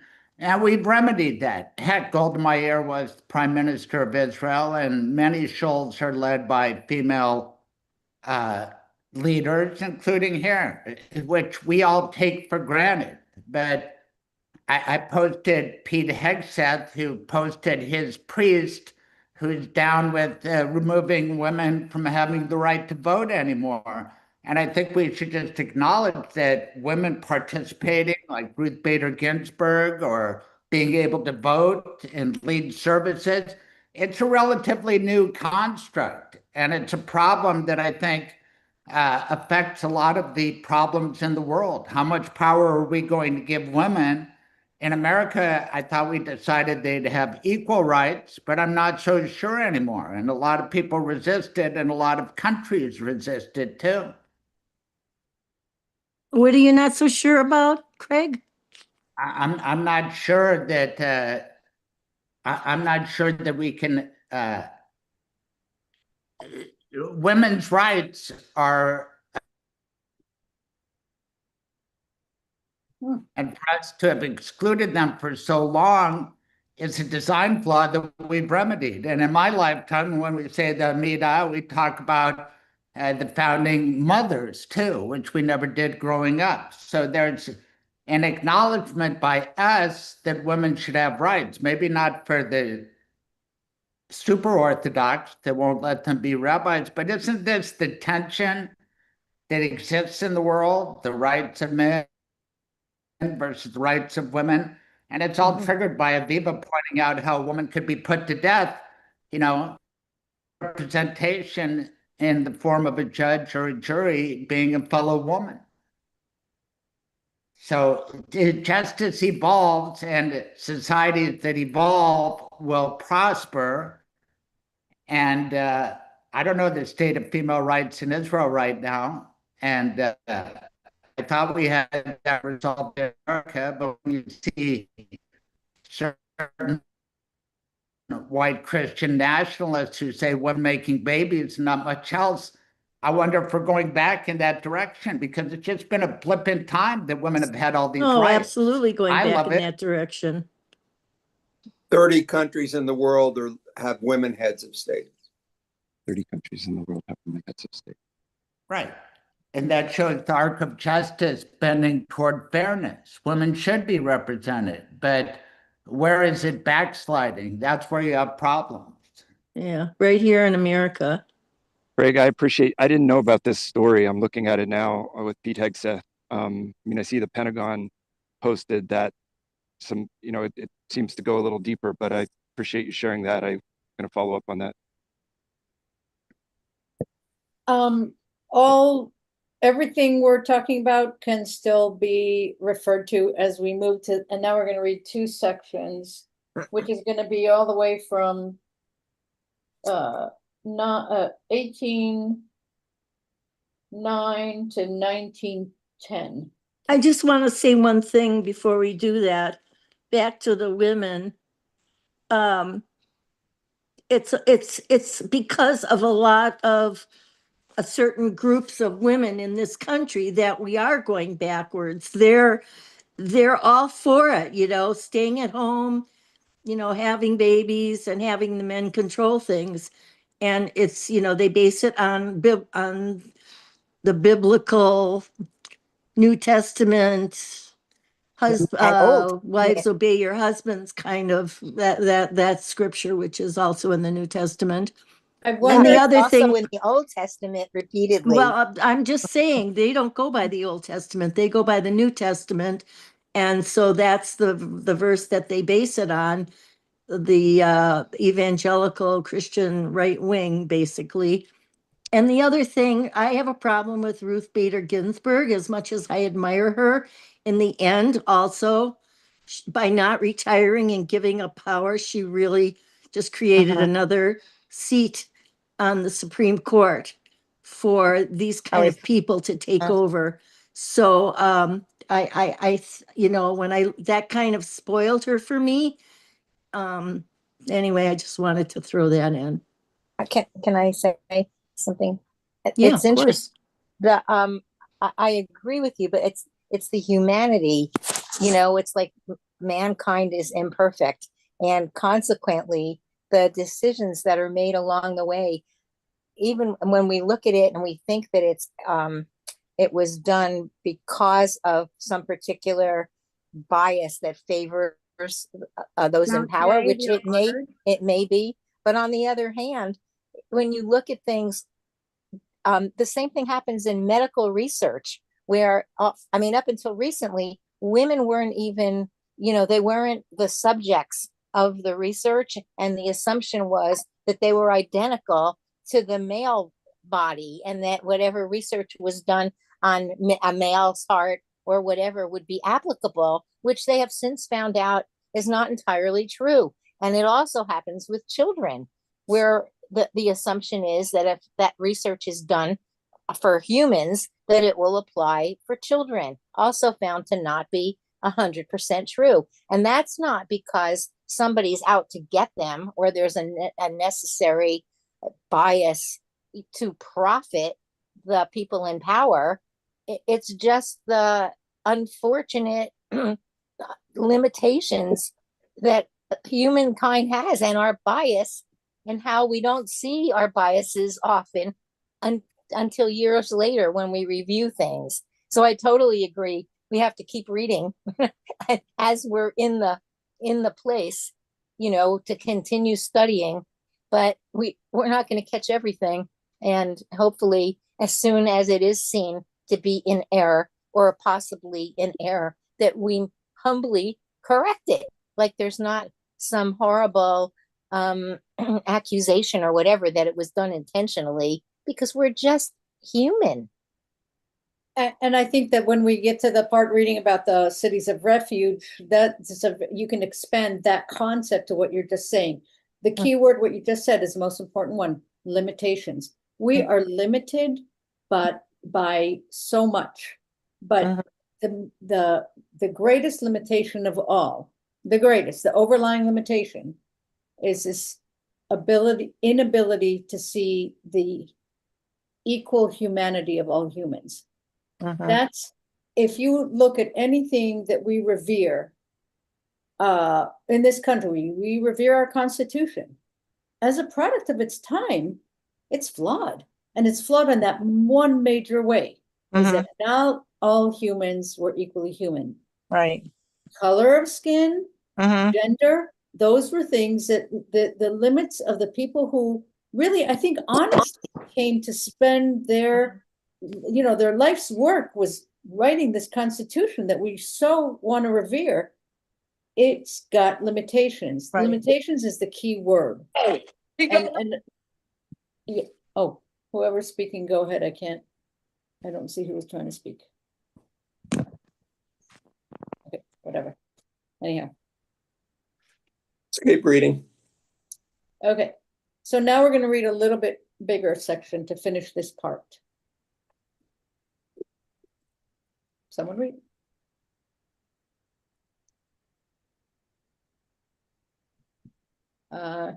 David, would you like to read?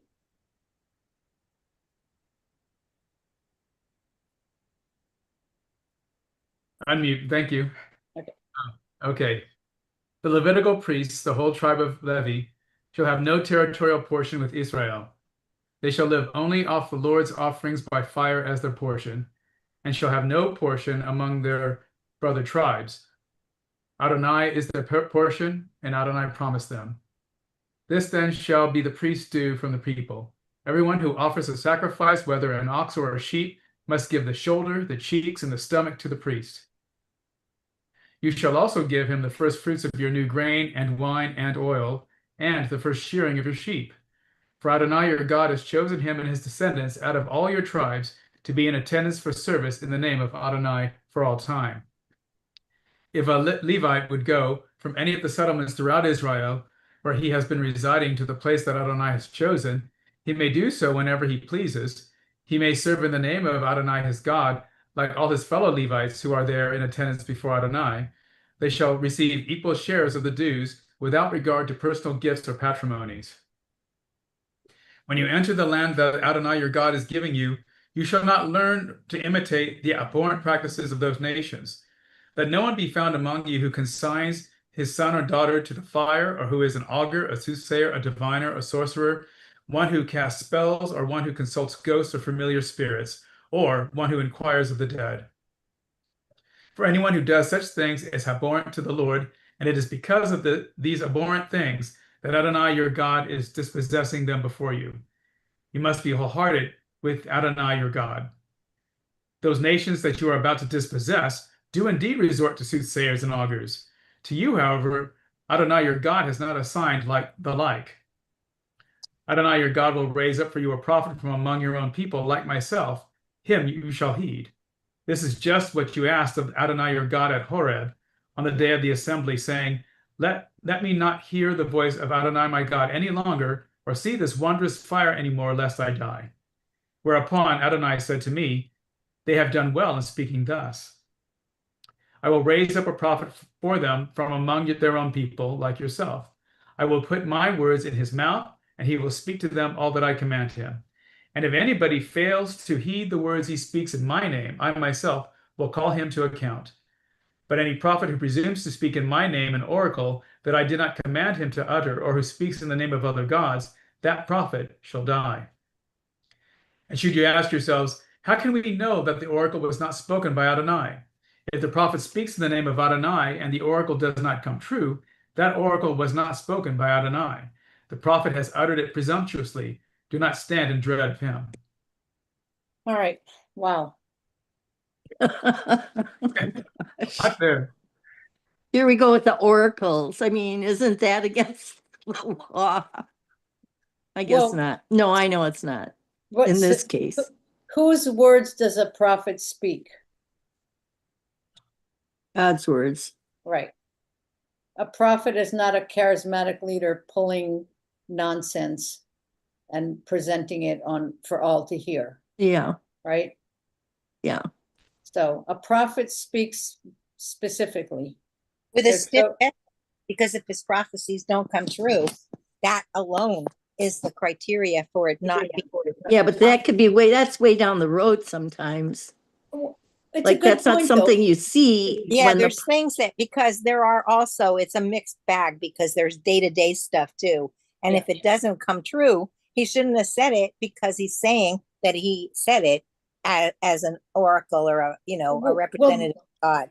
They're saying it as a warning. A prophet's job, a good successful prophet, the horrors they describe will not come to pass if they are successful. What they're saying is, if you don't, then this will happen. Right. So I just want to clarify that there was a reference to Horeb, and that's often in the book of Deuteronomy. Horeb is another word for Mount Sinai. So that What was is it? How do you say? Horeb.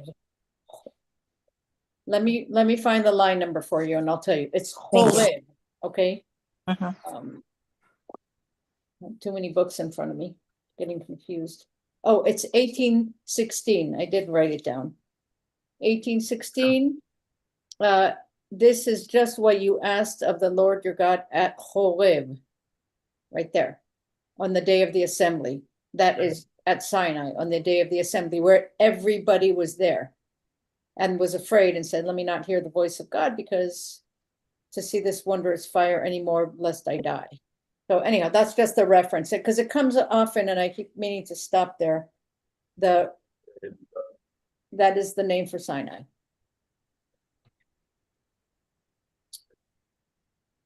And some of the more troubling images and lines here, and that I'm surprised you didn't pipe in about the Levites getting their share without doing. Come on. First I fruits. just figure I've said it so many times.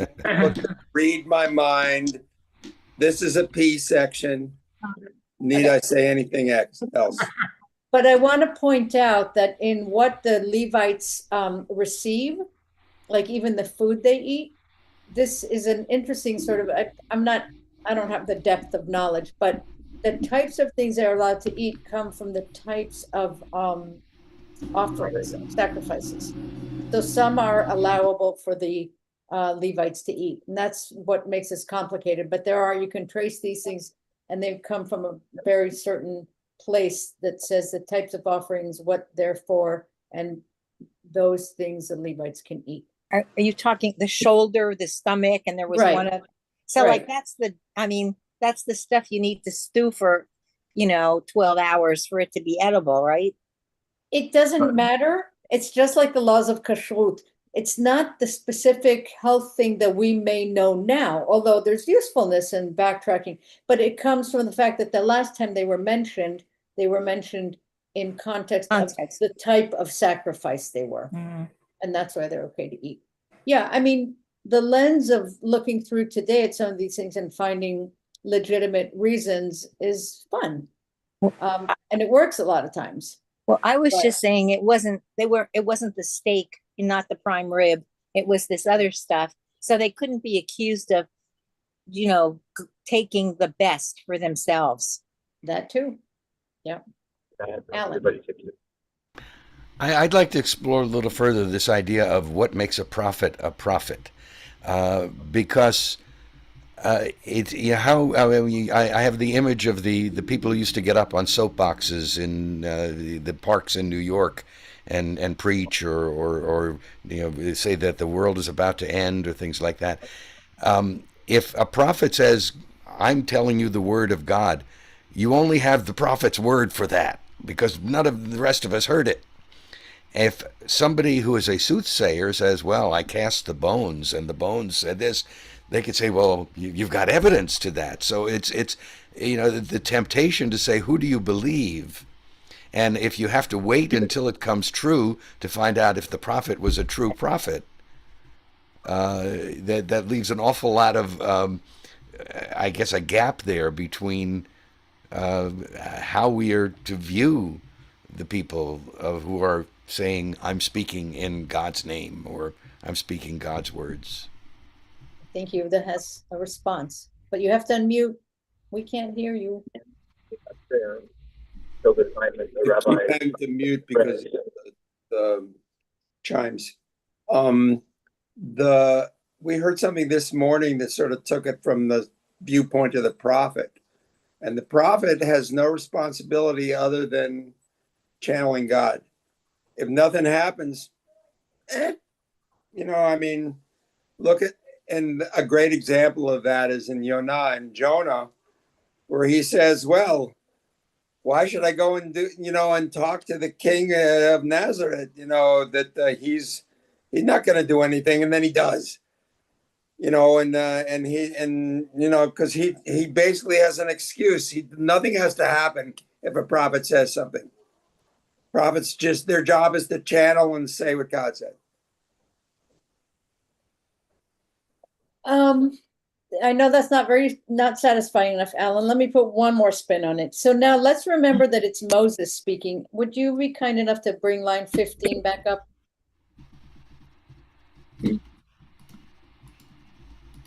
From among your own people. Okay. I'm going to read, keep that on there, but I'm going to read from my book. From among your own people, your God Adonai will raise up for you a prophet like myself.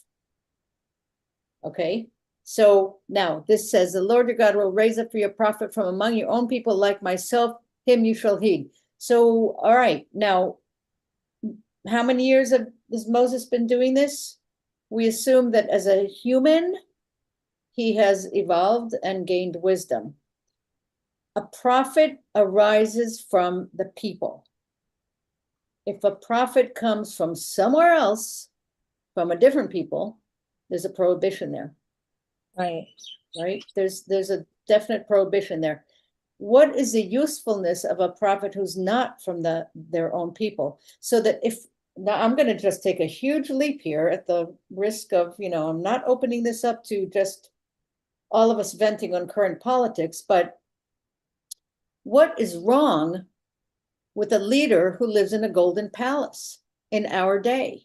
Have we not reinvented the world and rebelled? I'm talking rebellion, revolution, to get to where we are, only to backtrack and say, oh, now it's all okay all of a sudden? From the people, a prophet arises.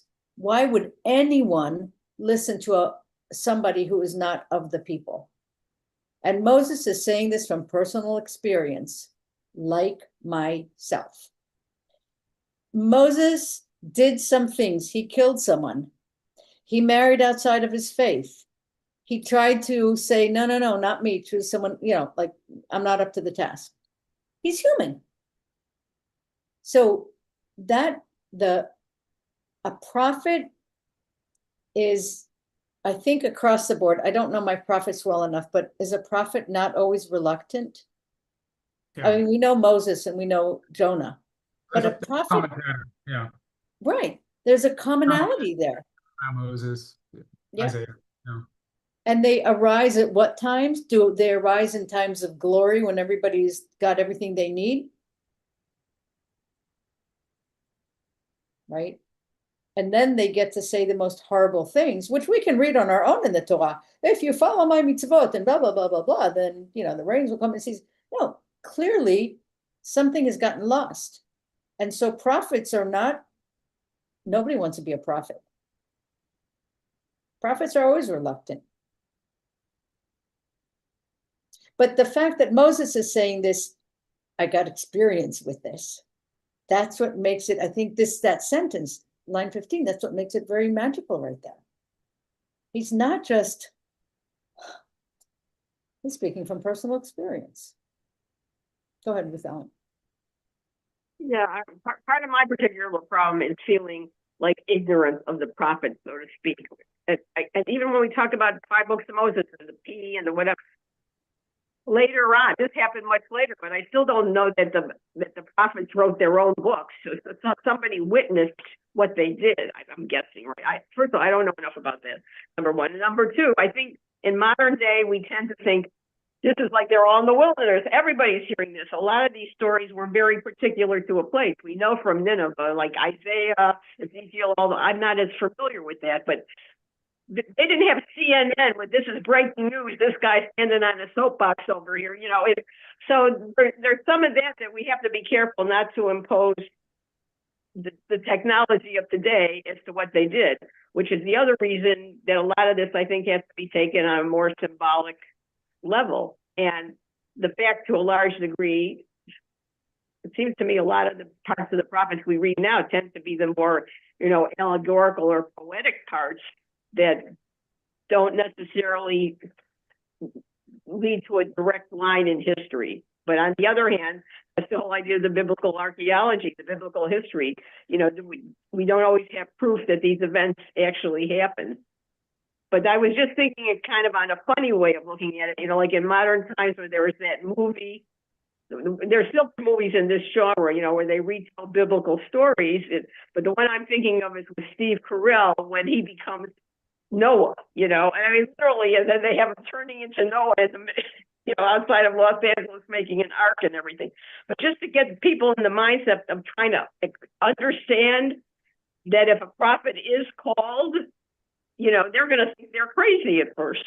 And then, of course, they're going to be reluctant because most people are not going to want to listen to them. So I don't know how many millennia it takes to go back and say, well, Isaiah was legitimate because when he said it came to pass, whatever.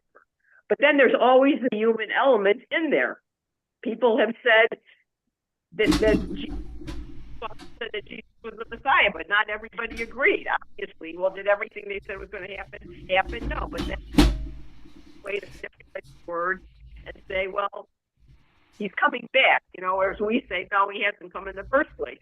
There are similarities, but then they're again playing with language, to leave enough of an ambiguity that you can almost make your own decision individually. But when we do that, we can't live as a society, because if we don't have some kind of consensus, we end up with what we have now, especially when people are not acting from humility and are saying, my interpretation of what the rules are the only ones, vis-a-vis women not voting, staying in the house, or whatever you want to, subject you want to say. So, again, there's constant ambiguity still there. I think there's another element too, and yeah, because my whole life revolves around movies. I think of Network, the wonderful Paddy Chayefsky script that he has at one point Howard Beale asking the voice that he's hearing in his head, "Why me?" And the response is, "Because you're on television, dummy." And the idea that a prophet needs to be heard. A prophet can't just say, well, these things are going to happen and I'm going to write them down and you'll find it later in a jar somewhere in a cave. The prophet needs to be heard in his or her own time. Okay. Great. However, a prophet is not accepted in his own time or by his own people at the same time that he has to be heard by his own people. And speaking of his own people, there seems to be a suggestion here that only a Jew can be a prophet. Is that the case? The Torah is written for the Jewish people, but can people other than Jews have prophets? Yeah, but not necessarily to the Jews. What about the okay, so can we talk about Martin Luther King for a minute? Some people consider him a prophet. Is there anything in his great speeches that does not apply to all humanity? Right, but doesn't the text say that the prophet will come from your people? Right. And so is Martin Luther King part of our people? Well, in essence, everybody's part of our people, because our story does not exclude anybody from being our people. But, that's esoteric for me. I don't have an answer for that. But universal truths, we're talking about the why of it all. Why is there a covenant? There's an origin story. This is our origin story. Our origin story gives us a whole lot of fascinating, beautiful imagery that's Hollywood worthy, and then settles into choosing a covenantal people. And tough on you if you don't want it. Keep going. You don't like it? another few years for you in the desert, right? There's a purpose to it, and the purpose to it is for all humans. The purpose of the covenant and living a covenantal life is not so that only Jews will thrive. That would be defeating the purpose of the covenant. The chosenness is the ones who get to, whether they want to or not, try to live it for all humans to be. I don't want to use the word role model, but that's the only word that comes to me. We are not uniquely chosen to get the good life that a covenantal life would give us. That covenantal life includes, it does not exclude anybody. It is meant to be that we may have to be the ones to show the way, whether we want to or not. This is another one of those cases where we're extrapolating into the future, and on some level, a little bit more literally. This is at a time when people, the children of Israel, as stiff-necked as they were, Moshe has been their prophet. We have to remember this is in the context of them being afraid. They sense that if they don't know exactly that, or Moshe has already told them, "I'm not going with you. This is what's going to happen." We've got Joshua sort of set up. He's trying to give them some comfort that they're not going to be alone in the wilderness, even if he's not there. And secondly, these are all propositional things. What do they know from prophets? None of this has happened.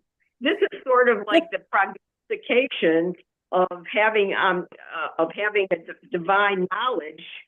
That again, the biggest revelation when we started reading Genesis, and then I go back to it all the time because I never remember learning this as a kid, is that Hashem told Abraham from the beginning that we're going to stray we're going to go to the left or we're going to go to the right, and all these things are going to happen, right? So this is a kind of a preview that Moshe is in on this kind of a thing, right?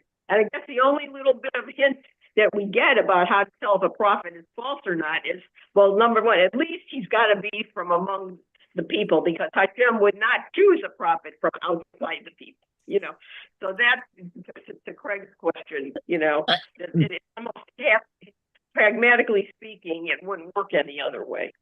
But now, if we want to, like you and I, we always talk about finding meaning of this in our time and finding the universality in all of this, and different religious traditions have different. You could say Buddha is a prophet. You could say, these people are a prophet in a broader sense of the term. But we also get kind of selfish because what we call this Judeo-Christian Western tradition has become the de facto, foundation. So our context always tends to be in terms of, even say like, could there be Christian prophets, whatever, but they're still saying that all descend, even their Old Testament and the Apocrypha, the New Testament, and they still follow these. Hello, Handel, we love singing the Messiah, even though we don't always agree with what he was prognosticating there. But anyway, so that's that. Sarah? What did Martin Luther King prophesy? Mostly what I heard him say was biblical. He prophesied his own death for certain. He said what? He prophesied his own death. Okay, but is that really a prophecy? Like, I'm sure, even the FBI wanted him dead. I'm sure he knew that people wanted him dead. So I'm not so sure, Yehuda, about, mostly to me, Martin Luther King, who I admire greatly, mostly I think what he said was already said biblically, and about, freeing people from slavery and oppression. I'm not so sure that he really prophesied anything. I could be wrong. This is just me thinking. David has something to add. Well, my understanding of prophecy in the Hebrew Bible is all about not so much about predicting the future, but more about speaking to the contemporary times, to an issue of injustice or unrighteousness that's happening at a particular time. And sometimes that might entail, well, therefore God's going to do something if you obey or if you don't obey. Okay. But really about predicting the future is more about giving a harsh, maybe a hard and sometimes harsh word, Right, people in order to correct them. right. Okay, I accept that. That's good. And I also don't want to claim, I certainly don't have any depth of knowledge. And I'm not saying that Martin Luther King is a prophet, but I think that people have looked at him as a prophet. Some And people so have, yeah, in sure. current times, I can't think of a better example. The reason I wanted to bring that up, because, you know, last week I brought up that so many of the world's, of the, at least in American culture, some of the, what we call the great speeches, words from them are found all over Deuteronomy. They're found all over, but they're concentrated in Deuteronomy. And that's Yeah. not a coincidence. So when I bring Martin Luther King into this, what I'm saying is the ability to expand what we consider all humans, to expand to include all humans. Martin Luther King was doing something very, very simple. He was saying the truths that we know, that Christians know and have studied, and pointing to the ridiculousness of not extending that same knowledge to another group of humans. That is very simply what he was doing. There, you know, and that's why you can't find anything in what he says that is not a truth. He's just saying it's hypocrisy. Because if you're saying on the one hand, this is a truth for all, but you're saying, but not for you. So that's why I brought him up. I don't know enough. I don't even know that I know the definition enough, but the reason I think that that it was really almost impossible for Jews not to become active in the civil rights movement, as Heschel clearly understood, is because it's hypocritical. It's like the most basic hypocrisy. Right. Hypocrisy. If you really believe it, step in that path. That's what. Yeah. So basically we're saying that a prophet is not, can be, but is not necessarily someone who predicts the future, but also someone who directs us on the course of life that God wants us to be on. If the future the bad future they envision and elaborate for us comes true, they have failed in a sense to be the messengers. That's, I think, the dichotomy. That's, you know. Yeah. I actually want to hear Arnie Matan first, because we haven't heard him as much, and then Ruth Ellen. I'm still researching it, but as I recall, wasn't the last prophet Micah? Yeah, I think he's the last book, isn't he? The last book of the prophets, yes. Yeah, right. Yeah. Sure. And there were definitely prophets who were not Jewish. There was Balaam, for one thing. Who? Balaam with the donkey, with the talking donkey. All right. I have in my list here that Malachi was the last in the Malachi. book Okay. of prophets. So Okay. Yeah. Okay. That was my Torah. I mix those up too. I could mix up Micah and Malachi because of the MM. Yeah. After Malachi, the next book is Matthew, New Testament. I'm going to add really quickly that Aviva, you don't give yourself enough credit, because you said you don't know. You basically said it. You said a prophet is someone who is a conduit for God's word, and it's giving warnings when people want to misbehave. We didn't have prophets back in Sodom and Gomorrah. We had the angels coming down. You know, we start to realize since the giving of the 10 Commandments and all that, we've the children of Israel could hear and quote unquote see Hashem directly, and they were too afraid of it. You know, this is a point my husband keeps making. For every, we're talking about different levels of vibration. You feel something, you hear something, do you see something, using all your senses, your intuitions, and to the degree we have all kind of moved away from living righteously because we don't have these same abilities. So then these new modes of communication came up. Balaam was somebody else, and that was pre this. We're basically talking, to the degree Moses is, in a sense, talking about the future, which only we know looking back, that we have these books of prophets, you know, and that different things happened. And why did they have to happen? Because the Jews, the children of Israel, went into Israel and they took over the peoples that were there, but it did destroy them all. Just again and again, they did not follow the word of Hashem 100%. And it did intermarry. They did do all these things. So, again, it's the humans failing, the humans not living up to their full potential, falling into fear, falling into conflating. I think again about, Freud talked about pleasure principle, whereas Viktor Frankl said, no, it drives people finding meaning. One could hope would want meaning, but, giving into our baser instincts saps our energy, makes us do crazy things, and keeps us away from this path that if we look at our heart, we know it's going to be more fulfilling. Right, and actually twice in this parasha already, we've had this idea of not straying to the right or to the left, right? There's this sort of clarity.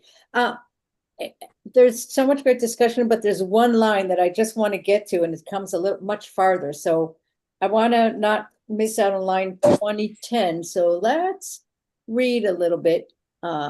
Someone, I don't care who, I can't see the faces once the screen is up, so someone read. I will. When the Lord your God has cut down the nations whose land the Lord your God is assigning to you, and you have dispossessed them and settled in their towns and homes, you shall set aside 3 cities in the land that the Lord your God is giving you to possess. You shall survey the distances and divide into 3 parts the territory of the country that the Lord your God has allotted to you, so that any manslayer may have a place to flee to.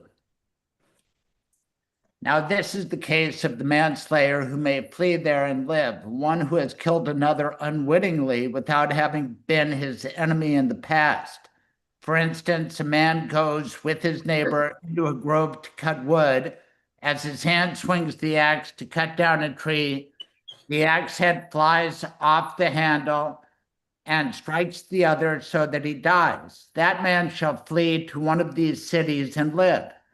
Otherwise, when the distance is great, the blood avenger, pursuing the manslayer in hot anger, may overtake him and kill him, yet he did not incur the death penalty, since he had never been the other's enemy. That is why I command you, set aside 3 cities, and when the Lord your God enlarges your territory, as he swore to your fathers, and gives you all the land that he promised to give your fathers, if you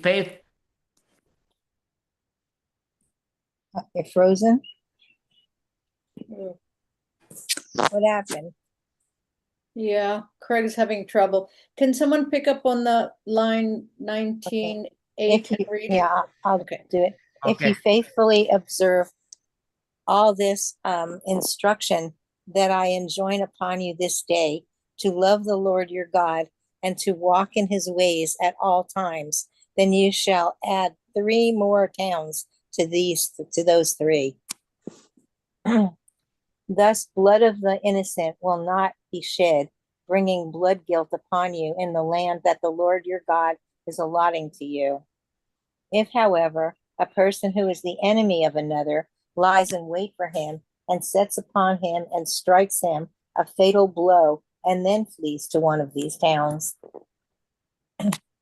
the elders of this town shall have him brought back from there, and shall hand him over to the blood avenger to be put to death. You must show him no pity. Thus you will purge Israel of the blood of the innocent, and it will go well with you. You shall not move your countrymen's landmarks set up by previous generations in the property that will be allotted to you in the land that the Lord your God is giving you to possess. A single witness may not validate against a person any guilt or blame for any offense that may be committed. A case can be valid only in the testimony of 2 witnesses or more. If a man appears against another to testify maliciously and gives false testimony against him, the 2 parties to the dispute shall appear before the Lord, before the priests or magistrates in authority at that time, and the magistrate shall make a thorough investigation. If the man who testified is a false witness, if he has testified falsely against his fellow, you shall do to him as he schemed to do to his fellow. Thus you will sweep out evil from your midst. Others will hear and be afraid, and such evil things will not again be done in your midst. Nor must you show pity, life for life, eye for eye, tooth for tooth, hand for hand, foot for foot. Ah. Every time we read those lines, I just want to scream. Well, you forgot all know, that. we're here, Aviva, we're here. And so we feel the way we do about it because at this point in the history, that makes sense. But perhaps at that time, before mankind had gone through the generations of living according to what Hashem laid down, maybe we were so different that that it was appropriate. That's possible. Again, there's a simplicity for, I have to say this every year, and I say it every year. The eye for an eye thing has gotten us, all of us, the world, into trouble. And it is it's a good study to understand how to read Torah. So I will just say it again. Retribution is not the point. Mm-hmm. The point is to understand the wrongness of what you've done. Right. That if you deprive someone of eyesight, you may owe them what their eyesight has deprived them of. You cannot restore the eyesight. Right. It's done. But you may need to compensate them for their entire life for what that eyesight could have meant for them, right? So to me, I just feel like I have to say it every time because I heard this again on the news in whatever context, and it makes me so mad. It's not about retribution. It's about restitution. Mm-hmm. Mm-hmm. Right? And it could have been a typo. I think it's, sure, anything could have been a typo, but that it boils my blood every single time. There's no possible intention that taking out another eye would better the world. Yeah. But there's definitely intention that if you restore what you've taken away to the best of your ability under the circumstances that remain to you, that's the point. Okay, Alan, sorry. Well, I think the giveaway in there is no instruction to take out the perpetrator's eye or hand or foot, even though I know it's been interpreted that way. But we have had other things where there is a punishment that is specified in the Torah, and it's told how to do it. That you'll take stones and cast them, throw them at the person, or you will take them outside the gates of the town and leave them there in the wilderness to survive. So it feels to me like what you're saying is that the interpretation should be not to inflict harm, but to make restitution. Because otherwise it would be, I realize that it's very easy to jump from this to what seems to have been an Islamic practice of cutting off the hands of a thief or the hand of a thief because of having committed some crime with their hand. But I don't think that this says to do that. I think it says that there is a compensation that needs to be made in equivalence. And as Ruth Ellen so often likes to quote the line from Gilbert and Sullivan, let the punishment match the crime. Mm-hmm. Yeah, I agree with that. I think it's about revenge, but restitution. And I want to think that I heard somewhere that it could also be a reaction, a way of limiting a broader practice, maybe from the Code of Hammurabi, about where if one harm is done, then the punishment is an even greater harm. So if someone cuts off a finger, you can cut off their hand as their punishment, and that this was a way of at least limiting the damage of possible revenge. That's not excessive punishment that's going on that's beyond the original crime. even though it upsets Aviva, and it upsets me that my sound doesn't work consistently. Alan Silverman should fix that someday. But there is an element of retribution. There just is. And when you get to sentencing in American courts, it's not all about retribution, but part of it is punishment. Part of it is deterrence for the individual and for the broader society. Part of it in a good system is to rehabilitate somebody. But honestly, if a violent crime is committed against your loved one, if there's not an element of punishment that a prosecutor says, look, I'm going to take care of this, we're going to have a system. Otherwise, people would take the law into their own hands, because there is a human desire to punish somebody who has done something horrible to you or a loved one. And that's instilled in us. And toward the end, there was a part about don't let your pity overwhelm that instinct. It's part of human nature, too. But isn't in a case where, let's say, a death penalty, or in any case, isn't there an opportunity for the family who's been harmed to speak at some point at the end of a trial? There's a place for that. There is now. Yeah, I mean, in our American legal system. And it probably varies with jurisdiction to jurisdiction, right? I don't know. That's why I wanted to ask Craig, but he's frozen again. When you unfreeze Craig, there you go. Yeah, Okay. I just heard about the victims. Obviously, they're hugely important, but the case is not brought in their name. It's brought in the name of the state of Colorado, state of Hawaii, whose peace and dignity has been offended by the act. And again, that goes back to how you really can't let somebody who's been victimized do the prosecuting, because they're not necessarily objective. And I think that's part of the problem since October 7th. What Israel suffered, they're still on tilt. They're not making the greatest decisions. Unfortunately, they had to make decisions as opposed to some outside force coming in to rescue them. But there's a lot here, and a lot involved when somebody needs to be sentenced in biblical times or in modern times. What are we trying to do here? And it's quite a thing to lock somebody up in a cage. It really is, cruel, but sometimes necessary.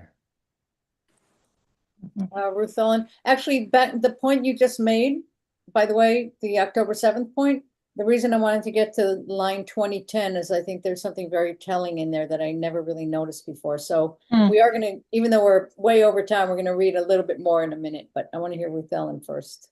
Yeah, number one, first of all, David wasn't in from the very beginning, but he said exactly what I say every year too. It was really supposed to put a stop on people going overboard, number one, by saying, I comparing one wrong to the other. And then it also goes into what Craig was saying, with the idea of now we've converted that into a civil versus a criminal case, that the crime is against the whole society when people do such heinous things. So it's not just the individual that's involved.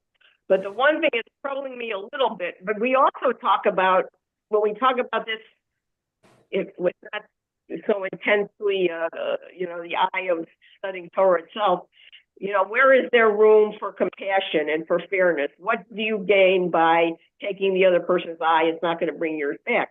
So I guess what I really need now is more some Talmudic scholar or something. Because this is the first time I really noticed when Moshe says, Hashem said, nor must you show pity.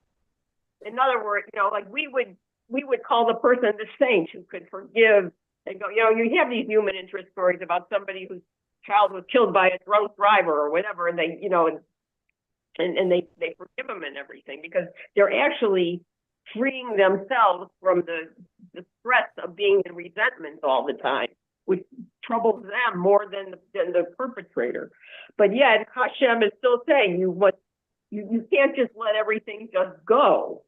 So again, they're trying to find that balance. I guess that plays into the fact that this has to act as an example to the whole society, that some things people do are so evil that they have to be stopped in their tracks and not permitted to have the opportunity to do the same thing again. So, two things are true at the same time. Yes. Yuda, you have your hand up? It seems by many testimonies of people who are incarcerated that the cruelest punishment of all is solitude, solitary confinement. And, we're not really talking about that at all in this conversation.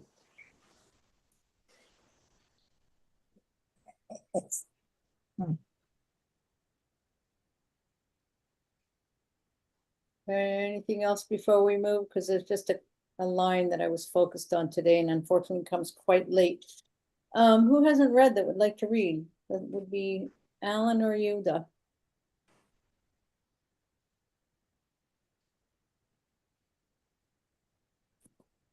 Shall I go ahead? Yes, I'll go ahead, because Yuda's not responding either. When you take the field against your enemies and see horses and chariots, forces larger than yours, have no fear of them, for the Lord your God, who brought you from the land of Egypt, is with you. Before you join battle, the priest shall come forward and address the troops. He shall say to them, "Hear, O Israel, you are about to join battle with your enemy. Let not your courage falter. Do not be in fear or in panic or in dread of them. For it's the Lord your God who marches with you to do battle for you against your enemy, to bring you victory." Then the officials shall address the troops as follows: "Is there anyone who has built a new house but has not yet dedicated it? Let him go back to his home, lest he die in battle and another dedicate it. Is there anyone who has planted a vineyard but has never harvested it? Let him go back to his home, lest he die in battle and another harvest it. Is there anyone who has paid the bride price for a wife, but who has not yet married her?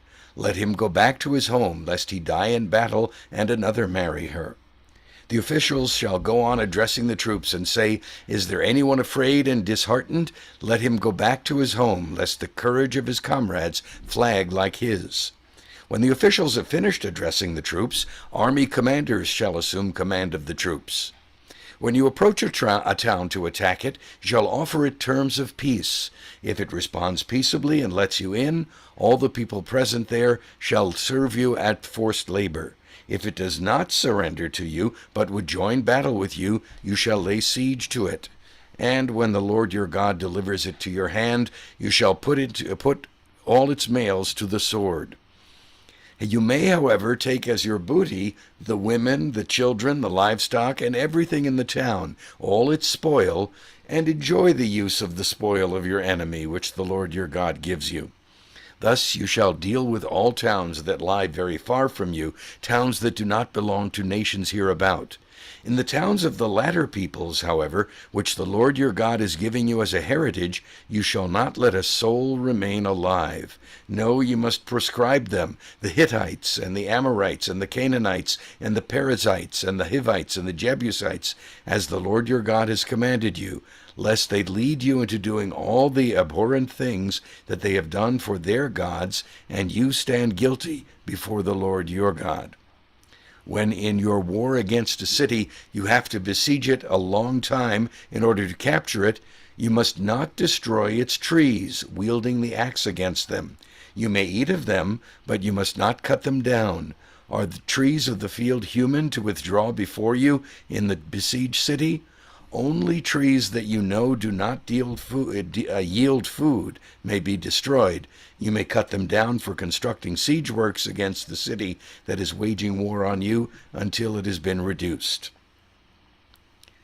If in the land that the Lord your God is assigning you to possess, someone slain is found lying in the open, the identity of the slayer not being known, your elders and magistrates shall go out and measure the distances from the corpse to the nearby towns.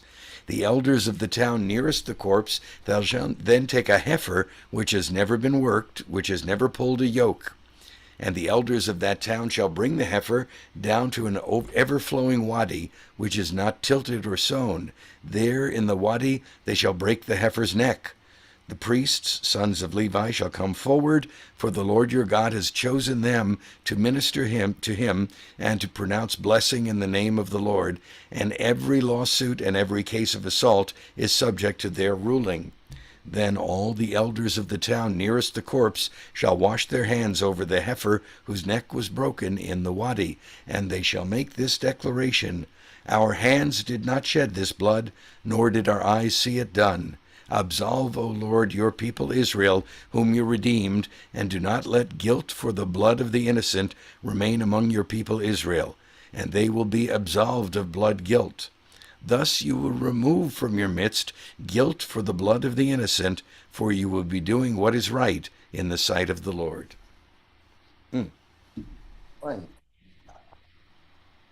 One more year, an opportunity to look at these very troubling lines. And I am particularly struck by the fact that the very next parasha is called Ki Tetzeh. And I've already made my peace with the fact that it's there, and I have to struggle with it. Because one year I came back from Israel just in time to read that parasha, Ki Tetzeh. I come back from Israel, and the next service is Ki Tetzeh, which is as you go to war, with all the rules about war. And I thought, and this was years before we started studying together. And it was very, very hard for me to look at the simplicity of the words, which seem to say, smite your enemies, kill them. It's all fair because they're your enemies. And yet there are a number of paragraphs here that seem like they belong in that. So now some of these lines are used very, very directly to justify war. And I just want to say, to me, the thing that I'm looking at, I still don't have clarity, but it talks about killing individual people, but it seems to me like the concept is it's their practices. The idolatrous practices is what we are ridding the land of. And I still don't see how it can't be read. If you want to, it can be read very clearly. But we have a mention of who they are. And Amorites. The Amorites and the Jebusites and the Hittites. Yeah, I can't say them in English. Yes. Chiviv, Yevusi, Hivites and Jebusites. Anyhow, that it's lack of attention to detail that allows us to skew these words and put them where we might want to put them. And surely the key sentence here that I wanted to dwell on for a minute, and that says, just a second, if we're the 10, just a second. Okay. When you enter the land that your God is giving you, you shall not learn to imitate the abhorrent practices of those nations. No, sorry, it's 10. Oh, just a second. 2010, that's what I'm looking for. 2010. When you approach a town to attack it, you shall offer it terms of peace. I'd like to stop right there. But the next line makes it troubling. It says, if it responds peaceably and lets you in, all the people present there shall serve you at forced labor. I don't know how to unread that. Anybody have clarity on what to do with this?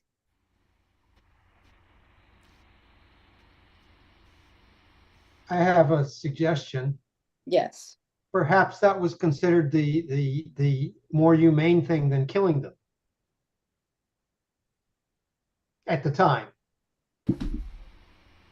The commentary, Gunther's commentary suggests that it was not a stricture on individual citizens, but rather the community as a whole owed a certain amount of labor back.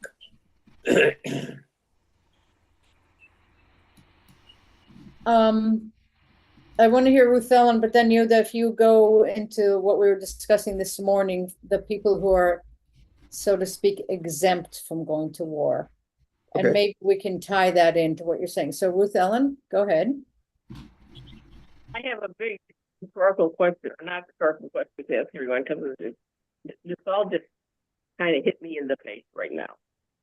Hashem says at the beginning that they should not be afraid because he's going to be with them in the war, and it's really the hands of God that is doing this. So my question is, if God is omniscient, omnipotent, at the time of the flood, he was so upset with the state of humanity, he would destroy everything, promised never to do it again. But that's everything. Why do the children of Israel themselves, this is the rhetorical part, have to be the instrument for taking over the land? Because then that puts a lot of onus on them, a lot of stress, a lot of these moral questions come up. Why didn't Hashem just put a plague on them? Why didn't he strike them and then let them come into these cities? Was it because, I guess now I'm remembering some of the other lines, because then he was afraid they think that no, that would be the opposite. The children of Israel would take for granted if they didn't have to face warfare in order to take over these places. Because how much more humane would that have been, even to the degree that Hashem is wiping out this group of people because as a whole they're too much of a threat to the children of Israel? It's like an alternate, and I guess part of my answer to that is where, to the degree what we read in the Torah was written by man and not by God. And then that's the whole frustration with reading this, the unequivocal absolute words of Hashem himself, or itself, or whatever. That's where I get the conundrum of not being in that camp that takes all this stuff literally and still to make sense of it. Sarah? So it says, before Israel goes to war, it must give its enemy an opportunity to make peace. According to Rashi, this applies only to optional wars against enemies, other than the 7 Canaanite nations. In the wars that Israel was commanded to wage against the Canaanite inhabitants of the land, however, they were not to offer them peace, nor to permit them to live in the land under any circumstances. So then if you go to Rambam, he interprets that all nations had to be given the opportunity to make peace, including the Canaanites. And if a Canaanite wants to convert, they should be allowed to convert. That's a little bit later on under Rambam. According to all, those who were entitled to this offer and accepted it were required to pay taxes, obligate themselves to perform national service, and if they were going to live in the land, to accept the 7 Noahide laws.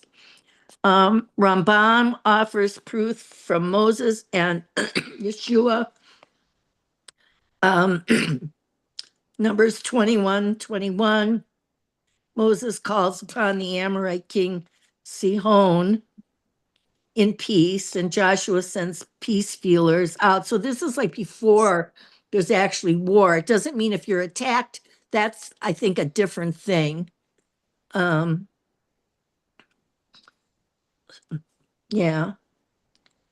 Let's see. To this, Gur Arya responds that it was only after the war of conquest began that the Canaanites were not to be offered peace.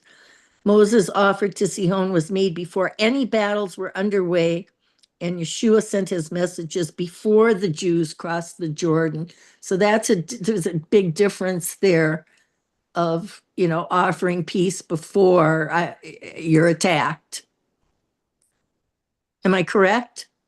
That I'd like to isolate that line and say yes. So like the idea of war can be mitigated by an offer of peace, but yet the very next line says, and if they accept the peace, then all the rest, they should be your slaves or whatever. And I find it very troubling. So again, I think that the concept, first of all, of going to war is difficult. How it's phrased, it says, Ki tetzeh lamilchama. It talks as if war is inevitable and not a choice that's made. It's not, you're going to sit here and decide to go to war. There's an inevitability built in, which is troubling in itself, but hey, we're talking to people. So it would be kind of naive to leave that out. But the purpose, what it seems like the purpose to me is that when you take over a city of your enemies, you take who they are and what they have, not for yourself, for God, so to speak, which makes it even more troubling to me. It's not much of an explanation. It doesn't leave me feeling any better, but it's an explanation. I don't, without reading the next parasha, which is specifically how you treat people in war, it feels out of place to me here. And it seems yet important enough to be on its own. And I've not found peace with these lines yet. I search every year, but I haven't yet.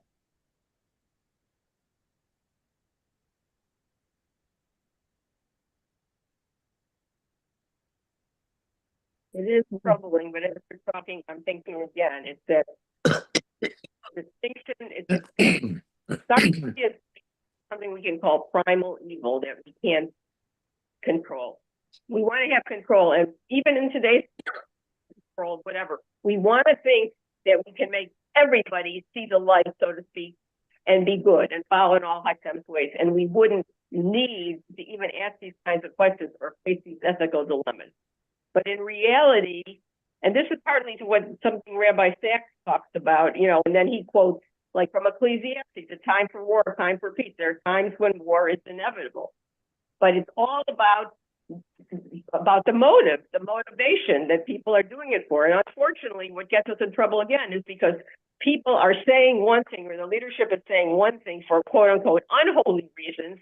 The jihad and the crusades, they talk about the idea of a holy war, and we don't like that because it seems like men are saying what's holy. If at some point there is divine revelation and certain groups have to be rooted out, here again, that whole idea is just hard to stomach, that whole groups have to be rooted out for the sake of the whole. In a way, it's like a biblical way of saying natural selection, the survival of the fittest. We do not want these evil entities getting the upper hand and controlling all the resources, because ultimately it's going to lead to the destruction of the whole world. On some massive level, you could think of that way, even in terms of modern times about the climate crisis and so on. So it's all a matter of going to war, not going to war, giving them a chance to convert, whatever. It all is about the purity of the motives involved in that, and then recognizing not everybody's going to convert. And at some point, for the good of the whole, certain elements are just going to have to be rooted out. And I mean, I still have this problem. And I know it goes back to Abraham, and I know it rests on the idea that you believe that God actually talked to Abraham and gave him this land. But here you have people at the Jordan, and they're sending messages across. We're coming. We're going to settle. This is the land that was promised to us. And there's all these people already living there. And so does it mean that they can go in and, I mean, people are always worried about resources. Are there enough resources and things like that? So are they saying, okay, Abraham gave us this land, Moses brought us out and took us all this way. Now we're coming into the promised land, and you have to share that with us because it's not your land. It's also our land. Why? Because God said so. So can somebody clarify for me what this rests upon? What's this is. That's a big question, Sarah. But it's huge. It's huge. But that's where I am. And Sarah, to me, I'm a seeker. So there you go. But okay, so when we started this conversation, I said that I went on a kind of a hunt for the word lima'an, so that, right? And I found one here, and I want to know if this satisfies. My So this itch. whole talk about what you do to the people you've just captured, and that you, you know, could kill all of them and whatever. And then it says, lest lima'an, but this is translated as lest they lead you into doing all the abhorrent things that they have done for their gods, and you True. stand guilty before your God Adonai. True.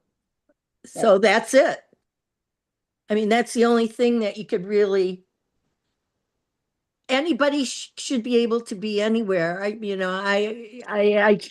Well, sorry, it's my daughter, I'm gonna mute. Thank you, Ediva. Okay, so anyhow, that's the only thing that I found that spoke to me in a way that I could understand it. Because it's tough, because I think a lot of people use words like this to justify things that are not justifiable. And Craig started bringing this up, and I just want to clarify, Craig, when you use the term, I always separate when I talk about what a particular government is doing, and I separate it from the particular people they think they represent. And I do that equally when I talk about Israel and what the Israeli government is doing, which is very different from what the Israeli people seem to want. And I say that in the same spirit when I talk about Hamas and talk about the Palestinian people in Gaza separately, because it merits that. We do not associate that the leaders always represent the people they should be representing. Need I elaborate more? Here we are in our beautiful country of all possibilities, right? So we see that, and I think we owe it to clarify that we separate those who are wielding the reins of power temporarily and separate them from the people they say they're representing. It's a courtesy to me. Right. There was a great question posed about the right to Israel, and it's part of the Torah portion. I just started researching a little this Rabbi Beryl Wine, who passed away in his early 90s a couple of weeks ago. And he's on YouTube all over the place. And he says the first Rashi made the determination of where nations should be, his interpretation. So I put it in the chat. If you research Rabbi Wine, you will see a lot of theories about why the Jews are entitled to the land of Israel. I can read it that way too. I can put on those glasses with those lenses and show you lots, like go through the entire Torah and justify saying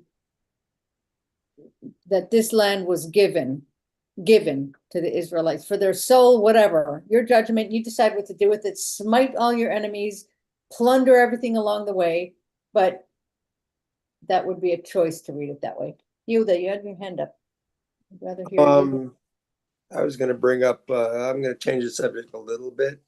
The conversation we had this morning, because Aviv and I usually have pre-conversations before Torah study as a group, was the whole section about the exemptions of the people who didn't have to go.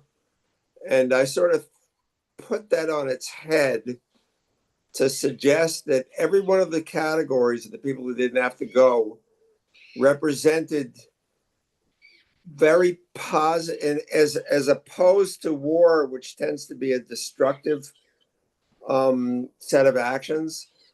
All the exemptions represented things that were very, very positive to build a good society. From the person building a new house, he gets to live in his new house. And there's an implication with the new house is that he has a family and he has children. The person who has a vineyard that hasn't yielded a harvest yet, and that harvest is for the people. It's not just for him. And the person who has yet to consummate a marriage, which also was going to create a family which would build the greater community. And that we don't really talk about that part of it. We think of the exemptions instead as these are things that we, they're just, it's sort of in some ways it's a throwaway, even though I don't mean it to be a throwaway, but I want to cast it in the eyes of a very positive thing for the greater community. In addition, there's the first time, it's actually something that I wrote in a sermon for Yom Kippur a number of years ago about not cutting trees, which is definitely an environmental thing. We actually have environmental policy in a number of different places in the Torah, and this happens to be one of them, where you do not cut. Trees are sacred, and trees are planted beyond you. Trees are planted for other generations. During Tu B'Shvat, Aviv and I planted a tangerine in the corner of our lot here, and it's very possible we will never eat fruit from that tree because it takes that long to produce. And yet that didn't stop us from planting a tree for whoever's going to follow us and eat from that tree. So that's another important part here that we don't want to forget, which is not to cut trees that produce food. So does that mean the Torah changes with global warming and environmental threats and extinction of how many prayers just have to do with we were given this inheritance to take care of it. I mean, it says over and over again, and there's lots of different ways to look at what taking care of it means, but we all know. Didn't the scriptures that we actually read differentiate between one kind of tree and another? Yeah, actually, the line that you was referring to, I'll just read it, is line 19. When in your war against a city, you have to besiege it a long time in order to capture it. You must not destroy its trees, wielding the axe against them. You may eat of them, but you must not cut them down. Are trees of the field human to withdraw before you in the besieged city? Only trees that you know do not yield fruit may be destroyed. You may cut them down for constructing siege works against a city that is waging war on you until it has been reduced. In other words, yeah. But I want to point out, that everything you said about even the people who are exempt from war and the reasons they're exempt from war and this prohibition against cutting down a tree that may yield fruit, that's a very future orientation. And future orientations always have a seed of hope in them. And that is very, to me, I mean, that jumps out at me. This idea that in order to ensure a future, which is hope, certain things you cannot do. And so, yeah. And maybe this idea of using the captured people as labor is a way to compensate for the fact that people have been lost to war. I don't know. It's complicated for me. I think somebody was trying to say something.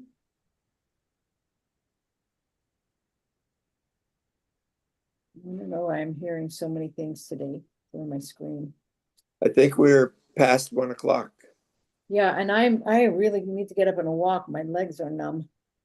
I'll just say, I didn't realize my audio was on. I had to go back and find, I kind of want to read paragraphs from this Rabbi Sachs, but we don't have time. But I encourage everybody, go read it right now, the last couple paragraphs. It's his Covenants and Conversation on Shoftim, but from a past year. It's called On the Limits of Power.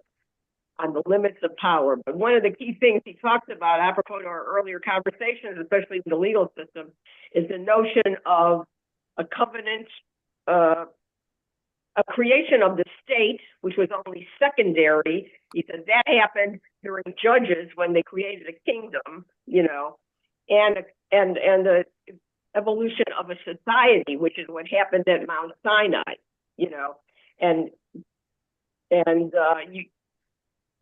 the first could be secondary to the second one. And I'll just be real. The ideal society is a total one in which no one rules or exercises power over anyone else other than God himself. To be sure that Right. The struggle has taken over 3,000 years and is not yet over. Its closest approximation is Shabbat, a work period, 1 day in 7 in which no one can force anyone else to work for them.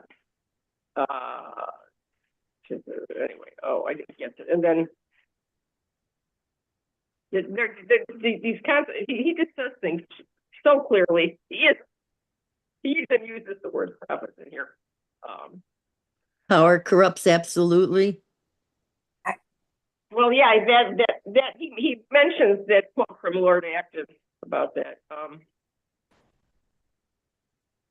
Judaism. Okay, this is what I want to read. If you bear with me, the entire focus of politics in the West since Plato and Aristotle has been on the state. In Judaism, the interest in the state, brought into being when Samuel anointed Saul as first king of Israel, is secondary. Its primary interest is in society, brought into being at Mount Sinai by giving the Torah. What makes Judaism unique is its dual theory of social contract, which creates a state, and social covenant, which creates a society. It sees more clearly than any other system known to me that politics, the principled use of power, is only part, and a relatively small part, of what creates a gracious society dedicated to the common good. And that, if you don't have a foundation that the majority of us are not dedicated to the common good. Mm. And the last thing that I won't read, kind of because then it's getting too much into the politics, is the notion that the children of Israel have been stateless since the last temple was destroyed for 2,000 years, and yet we're still here. So then we have to ask ourselves, what is the cost of trying to hold on to this land yet again? You know, will we survive without it? Is it fair? No. But, you know, maybe, is there a way to take a higher ground, even if it means ceding more land again? You know, but I mean, of course, we're not in the, we have to count on leaders with the wisdom of Solomon, not the ones who gave in to their baser instincts like we often see happening. But, I just like how he starkly puts that into clarity, I think. He's so good. I know. He's so good. Can I just say, I'm going to have to go, but I just, I looked something up. I hope I can find it again. In Proverbs, and I had it, which one, and now I've lost it, but Proverbs 29, I think, it says that the word hope and vision are used back and interchangeably. And this is back to when we were cutting down trees or not. And somebody said something about that leaving the trees was the hope for the, was hopeful for the future. There's also in Proverbs a scripture that says, without hope or vision, the people perish. So it's important that the decisions that we make and the choices that we act out leave room for a vision of hope and a future, because without that, the people will not thrive. We may not even exist, but thriving is out of the question.